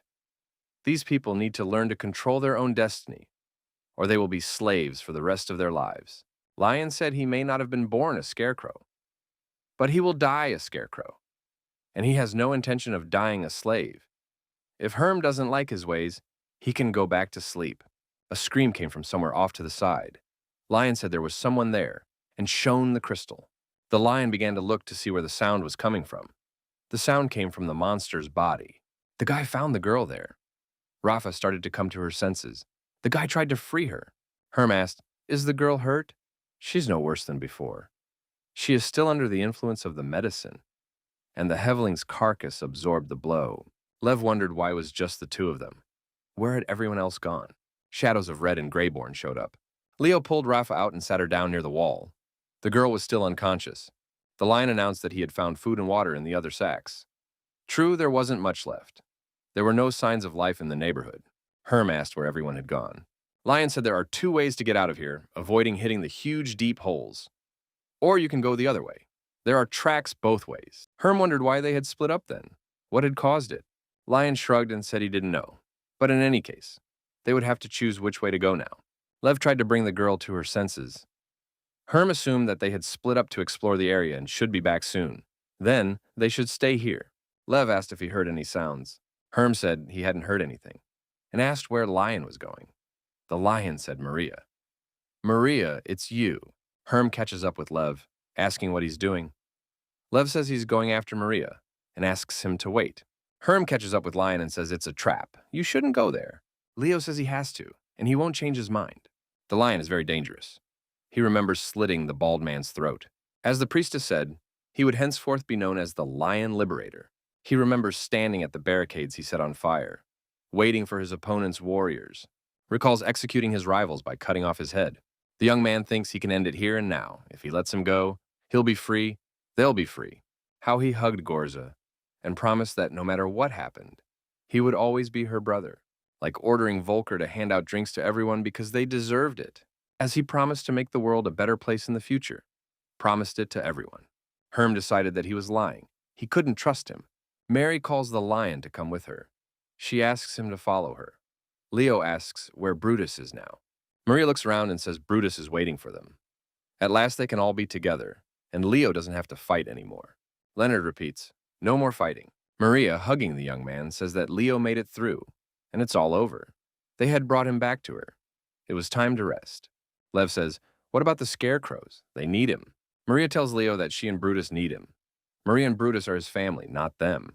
Maria says, look, Brutus is waiting for them. Brutus calls for Leo. He asks what he expects. Lev walks hesitantly behind Maria. Maria says she is so glad. She has missed him so much. Just a little longer and they will all finally be together. Lev repeats together. You can see the confusion in his eyes. Lev sees Herm appear between him and Maria. At the same moment, Lev gets hit in the face with a fist. Herm shouts to Lev to wake up immediately. He wants to bring the young man to his senses. Leo looks at Herm and Maria in surprise. His gaze clears. Maria says they need Leo. Lion closes his eyes and says it's all a dream and wants her to get out. Maria's outline is changing. She begins to sprawl, and Lev says, "Let's go." Lev comes to his senses. He tells Herm that it is time for them to go. The lion is standing in his protective helmet. Now he understands why the Hevlings didn't follow them here. They're afraid of it, whatever it is. Herm asks where we're going now. The lion tells him to get out of here. He'll go far away. Maybe we can find Virga and the others. Herm asked why Virga specifically. Lev replied, because that thing uses their closest people to fool them and lure them in. Now think about who Virga is closest to. Herm said he understood everything. The lion called out to Herm and looked him in the eye. Herm asked what he wanted. Lev said he was grateful to the young man for believing in him. Herm replied, for he too must help. Lion said from now on, if he does anything wrong, let Herm tell him. Keeps an eye on him and helps him. The young men struck hands. It was a firm handshake. Lion said now he wanted to know where the others had gone. He walked down one of the roads, carrying Rafa on his shoulders. The lion stopped for a break. He looked at his reflection in the water. It had been hours, but they still hadn't found anyone. The young man thought maybe they were going in the wrong direction, or maybe they had already gotten out. Virga, Hemgel, Rak, and the others speculate. Virga says, the ancients once left behind several shrines. They work like portals. If you enter a shrine, you can travel to another one on a different level. Rak asks, then what's the point of their expeditions? The shrines can only teleport a few people at a time, and after that you have to wait for them to reactivate. Also, in the first 3 levels, the shrines were destroyed by the Jira before they realized how to use them. Rak says they didn't know what they were doing. Lev says, it turns out that the nobility kept them secret so that they could safely return from a failed expedition if anything happened. Virga says that's exactly what it is. If someone is stuck on a level, they should look for a shrine. It's the best chance of getting out. Near the lake is a chan with water. There's a crystal lying next to it. If they teleported, so did their food. Rafa woke up. She called out to Leo. The girl asked where they were. Lev told her not to make any sudden movements. She had not recovered yet. The young man said they were in the lower levels. Lev complimented. He really didn't know where exactly. They got here after the Hevling attack. The girl saw a container of water at Leo's place. She said that she was very thirsty. The lion replied that it was water, but there was one thing. The water in the vat was clear and inviting. I wanted to drink it so badly. Lev said he's not sure if this water is safe to drink. Anything can be unsafe here. The young man asked the girl how her arm was. Does it hurt? It's a temporary bandage. The girl said her arm was numb. Lion stated when Shan was making the bandage, he put herbs on the wound. That should make it not hurt as much. They would have to be patient until they could find a healer. The girl cried. She said that Bulgu would not spend money to cure her. If she was lucky, she would be thrown into the harem pit.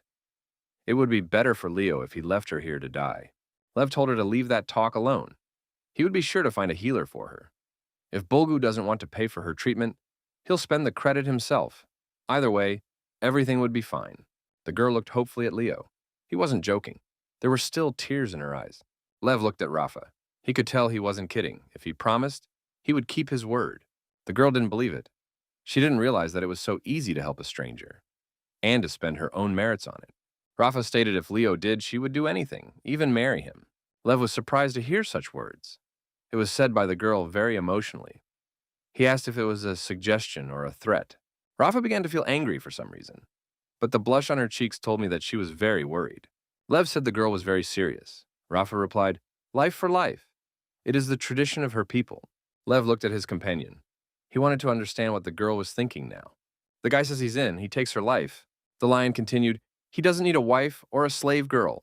He needs her intelligence and knowledge, and loyalty to him. Can she give him all that? The girl asked if he really wanted her to be his confidant and a comrade in battle. Leo replied that this was his goal. Does she agree? Rafa's tear slid down her cheek and flew down, reflecting the light coming from the crystal. The girl continued to cry. She couldn't calm down. No one had ever talked to her like that before. Lev didn't know what to do. He wanted to reassure his traveling companion. The young man became nervous. Rafa couldn't resist and drank the water from the vat. The thirst was stronger. The young man yelled for her to stop. What is she doing? The water might be poisoned. Rafa put the vat on the ground. What's done is done. The girl said it was her vow to the young man. Before the gods, she promises to serve him faithfully. If she dies, it will only be to serve him. The young man looked at the girl with wide-open eyes. He had not expected to hear such a thing. It was sincere. The guy took a container of water and did the same thing. He drank that water. Rafa yelled for him to stop. Why is he doing this? The young man finished the water, put the vat upside down, and said it was his vow to the Lord. If they die, they will die on the same day. The young men looked into each other's eyes in silence. There was a crystal between them that emitted light. The girl sat silent, her cheeks flooded with her abundant blush. She thought it looked like a wedding ceremony. The young man saw that the girl was blushing and called out to her. Rafa immediately came to her senses. Lev asked how she was feeling. What happened to her this time? It was because she drank the water. The girl hesitated a bit and said she was fine. She was just thinking. The young man said, the water must not be poisoned. Then we must have plenty of it for the journey, and it's time to go on our way. Rafa asked where they would go now. Does the young man know the direction of travel? The guy said he'd try to find the thieves and the food. Maybe they'll find help. The young man angrily added, if they fail, they will take revenge. The young people were walking along the shore of the lake. There was a sparkling crystal at the bottom of the lake. The young men stopped. In front of them lay a dead goblin. He was holding something in his hand. There was a pool of blood around him. Lion and Rafa stopped. The young man crouched down to get a closer look at the body. He said it looked like they weren't alone here after all. Rafa asked what could have happened here. Lev said he doesn't know yet, but he would try to figure it out. The young man looked somewhere in front of him. The boy saw a stone lying nearby. With some hieroglyphics on it, the meaning of which he didn't understand yet. The young man decided to take a closer look at them. They were 3 signs. He had to try to figure out what they meant. The lion said he would try to figure out what had happened here, and he added that, at his command, the girl should quickly jump aside. A drop of dark liquid flew near the girl's ear. Her eyes were frightened. She asked in a whisper to Leo, he above them. The young men stood with their eyes down. They didn't move. From above, 2 eyes glowed out of the darkness, directed at them. The lion said that on his command, they would jump to the side. The young man pumped to make the girl jump. There was a tremendous rumble. Something fell from above. Shards of stone flew apart. The girl asked fearfully what it was. The young man looked closely and said what he thought, that it could have been Drog, Cheese, son of milk. When the dust cleared, they saw Drog squatting in the very place where the young men stood. The young man said it wasn't Drog, but what was left of him. The warrior had dark spots instead of eyes, from which blood gushed. Drog said in a low voice that they had called for him, but he had not come. The voice continued. They were offering him perfection. Drog had sprouted thorns on his back. It was a terrible sight. Drog kept telling the young man to join them. Drog grew to an incredible size. Rafa asked if he had always been like this. The lion replied that the creature made him this way. Drog got up and moved towards the warriors. Rafa took the young man's hand. She was frightened. The girl told the lion to run away. The boy stated that he was not running away from danger, and he wasn't planning to now. The girl, seeing the young man's serious intentions, shouted that he was crazy. Drog continued to approach the young men. He told Leo to join them, and then he would know tranquility. Suddenly, something from above fell right on top of Drog. The young man grabbed the girl and said that they must now run away urgently. Rafa shouted what was happening. The firewood ignited at the same moment. The fire spread all over his body. He was like a huge torch. Drog screamed and began twitching his arms and legs, his entire body engulfed in flames. After running a safe distance, the young men stopped. They watched the red light burn out. The girl asked how Lev knew. The guy answered, when they were examining the body, he saw a scarecrow hunting sign nearby, which means ambush, and purposely stayed still so they would hit the target accurately. Out of the shadows came Virga and the others. The warrior said that the lion had made a wonderful bait.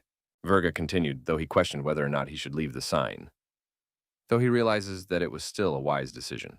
Virga regretted that battles with monsters were not difficult now. Their vulnerability to fire gives them an advantage. Lev asked if there were many. Virga replied that it was the last one they knew.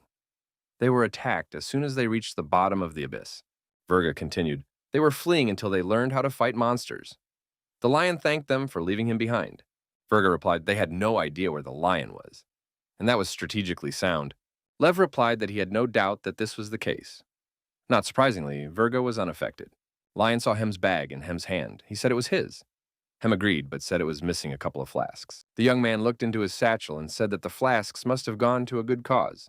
Hem stated that they were indeed glad to find the young man.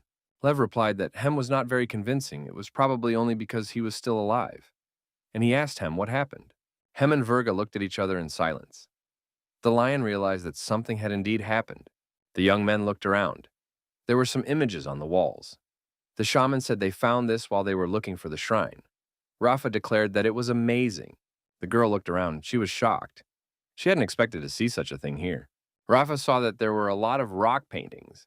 The drawings showed the Reborn riding the Hevelings and fighting the goblins. The shaman said it surprised her, too. Scarecrows and Hevelings fought together against goblins. How was that even possible? Chance said that art is subject to many forms. Perhaps these are someone's dreams. The lion asked Hemgil if they had found the sanctuary. The warrior replied that they did not know. There were many more mysteries ahead of them. Hem pointed Lion to the wall drawings and said they were hoping maybe the young man could help them. Huge golden doors appeared in front of the warriors. They led to another room. Leo and Rafa were amazed at what they saw. The young man asked if they had studied these doors. Verga said they looked all around, but they couldn't get it open. There must be some kind of opening mechanism. The lion stared at the structure. An idea occurred to him. The boy touched the doors with his fingers. Gleb found himself in the dark. He could not understand where he was. He wondered what it was, where he was. A huge giant with glowing eyes appeared before the young man. Leonard Aaron van der Stein. "I've been waiting for you," he said. The expedition continues on its way. The gray carries the chair on which Bulgu is reclining. The warriors are armed. The area is strangely lit. The warriors walk in silence. Their faces are focused. The expedition is moving towards its goal. One of the goblins is fetching the rest of the water from a container. Someone shouts to him to leave some water for him. The goblins are talking to each other. One says he drank it all. It was the last flask of water. The other suggested he borrow some from the boss. The goblin said that the boss is the one to blame for everything. There's a shrine on every level. Why do they have to go back on foot? His interlocutor contradicted him, if he were. Bulgu, would he want to return to his father empty-handed? We need to collect as many glowing crystals as possible. The goblin was hungry. He asked if the boss could use the shrine to get them food. It was his fault they were left without supplies during the attack. The interlocutor said they are back to the point that Bulg needs money to pay his debts when he returns home. The boss doesn't care what happens to them. Otherwise, he would have provided them with water and cooking oil long ago. The goblin wondered if the Greys still had supplies. The interlocutor said that at least some of them did. The goblins watched the Greys eat the food. But they decided that their lives were far more important than the lives of the Greyborn. After all, they are shamans. The expedition will die without them. The goblins said that the Greyborn owe the goblins everything. We should force them to give them their supplies, and if they didn't agree, we should show them who was in charge. Before the goblins could speak, someone behind them grabbed them by the neck with both hands. The young men were startled. It was Cancer. The guys backtracked and said they didn't mean anything by it. Rack continued, they know what, they need heveling bait. And I think he found a couple of them just now. The goblins were frightened and cried and said they would not do it again. They said it out of hunger. But they didn't mean anything by it. Folker said that Rack had better let them go. If the goblins found out, they could be in trouble. One of the goblins said it was better to let them go. Otherwise, Rack might be in trouble. The goblin liked that argument. Rack thought for a moment and let these young men go. He didn't want any trouble. Rack took away the goblins' amulets. He said they couldn't use magic without it. If they behave well in the future, maybe he will give them back to them. The warrior looked threateningly at these goblins. They had lost the will to argue with this commander of the Greyborn. Rack let those goblins go, turned to Volker and said, he came to agree to his offer. Volker replied that they could not join Rack's unit. This is his final decision. Rack said that even their own supplies were running low. The other squads had long since run out. Now was not the time to be heroic alone. Volker repeated, they can't. They have to wait. They have their commander. Rack says he wants Hemgal back too, but he gave his life to save Rack, just as Lion gave his to save Volker's. May their sacrifices not be in vain. Volker lowered his eyes and apologized. He doesn't change his mind. Rack said it was his choice. Just don't let him forget that Verga's men are hunting for supplies too. Volker said Oswald's in charge now, and he's not going to let that happen. Ruck, distancing himself, said, let's hope Volker is right. The young men looked after the departing Rack. They did not accept his offer. They will wait for their commander. They hope they will meet the lion. The expedition continued onward. It was getting harder and harder to move. Many had run out of supplies. Water was running out. The warrior girl stopped and looked ahead. She had made a new decision. The girl said goodbye to her fellow expedition members. Further, she continued to move on her own. The girl moved across the field along the path alone. The unknown awaited her. At last, the girl warrior saw a rock in the field on which a lone Volker sat. The girl approached the young man. The boy, without turning around, asked how the patrol was. The girl replied that they had seen more deserters than Hewlings. Volker said sadly that he too would like to escape, but that is not possible now. The girl asked, and what would the lion have to say about that? Volker replied that Lev would have understood him. Lev always said that one should act reasonably. The girl said that Lev made Volker his right-hand man for certain reasons. Volker has to believe in him, and in himself. Volker said quietly that Jem had a lot more experience than he did. The girl said Volker's people believe in him. She heard what they said. The girl continued, people trust Volker. That's why there are no deserters in their squad. Volker countered, there are no deserters because they have more supplies. When they run out, then there will be deserters. The girl said sadly, then it would be just the two of them. Volker came to his senses and apologized to Vera. He hadn't meant to offend anyone. Vara said Volker still had people left. She asked him not to give up something he might regret later. The young man agreed and said he was a spineless slug. Now he is trying to gather his thoughts, but it is very difficult for him to do so. The girl said that her commander always said that you should concentrate on what you can control. And if something is out of your control, don't waste your time. Volker said her commander was smart. The girl, smiling, said he was smart when he wasn't drunk, but that was rare. Volker asked what the girl was holding in her hands. Vara said that Volker looked very upset, so she brought him a flower. The young man took the flower and exclaimed joyfully. He had not expected such a thing. The boy was very touched. Volker, in a burst of emotion, hugged the girl and thanked her. The guy pressed Vera against him and repeated, "Thank you very much." The girl was very confused. She had not expected such a violent reaction. Volker let her go, turned around, and ran off, shouting, "Thank you very much." The guy was very shy. The girl whispered, "Always welcome." She was very embarrassed. Her cheeks were flushed red from the rush of feeling. Volker gathered his squad around him. He had something to say, and he said he wanted everyone to listen carefully. The guy showed the seeds of a flower he got as a gift from a girl and said he needed them to find those seeds. Jem said they're on duty now, and it is necessary to hunt the heavings. Gul added that Jem was right. They won't be able to look for seeds. They need to set up camp first. Volker said there must be some way. Var suggested asking the other scarecrows for help. Maybe they could help, out of solidarity. The girl asked if it might be a matter of them not wanting to look. Jem replied, it's not about whether they want to or not. No one is going to help for free. Volker said that it should be done by all means. Jem replied that in payment for their help, they would ask for their supplies, and there wasn't much left. Volker replied that in any case, they would not have enough supplies to return home, so they should ask other leaders for help. Jem replied that Volker is the boss now and he makes the decision. The warriors stopped near the body of the dead Hevling. They decided to make a small break here. Gul decided to carve something out of wood. He did it out of sight where no one could see. Jem turned his companion's attention to what could be seen ahead. The youth surreptitiously carried away the cooking vessel from the tent camp. The young men built a fire and set this utensil on the fire. Volker said he thought it was done. He asked Jem to pass him the salt. Everyone watched the young man with interest. Jem handed over the salt and told him to hold it carefully, because it was very heavy, so he wouldn't drop it. The girl yelled out what Volker was doing. The young man poured all the salt into the cauldron. Volker said when he was a kid, his mom saved salt. Every time they had more salt than they needed, she set it aside. And when it was Zia's day, his mom would pull out all the stockpiled supplies and cook them in a big pan. Volker continued, as the pan heated up, his mom would add seeds and small lumps of dough to it, and food was cooked on salt. The seeds were heated, swelled, popped, and popcorn appeared. And the children ate this food with pleasure. They always liked that kind of food. Volker scooped up a handful of popcorn and offered it to the girl. Vara tasted it and was amazed. It was delicious. She had never tasted anything like it before. Volker's squad happily ate all the popcorn. Someone called out to the young man. Gul said that Volker would probably have to cook more. Volker turned around and saw many standing hungry warriors watching them. The young man smiled and said, that's why he asked to bring more. Volker taught how to make popcorn, and all the warriors, having gathered the required number of seeds, cooked their food on the fire. Volker thanked Vera. The young man was grateful to the girl. The girl genuinely wondered why she hadn't done anything. Volker said the girl reminded him to be realistic.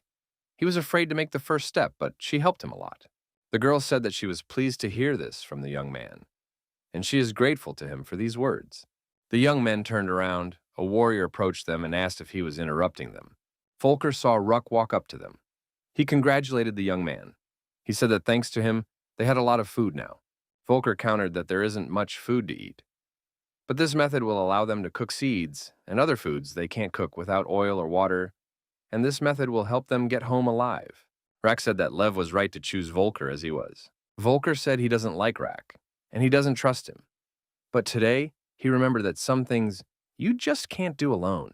The young men shook hands and decided that the allies should join forces until they reached home. It was a mutually beneficial decision. Suddenly, a warrior came running in, telling the boss that something had happened. The boss asked what was wrong.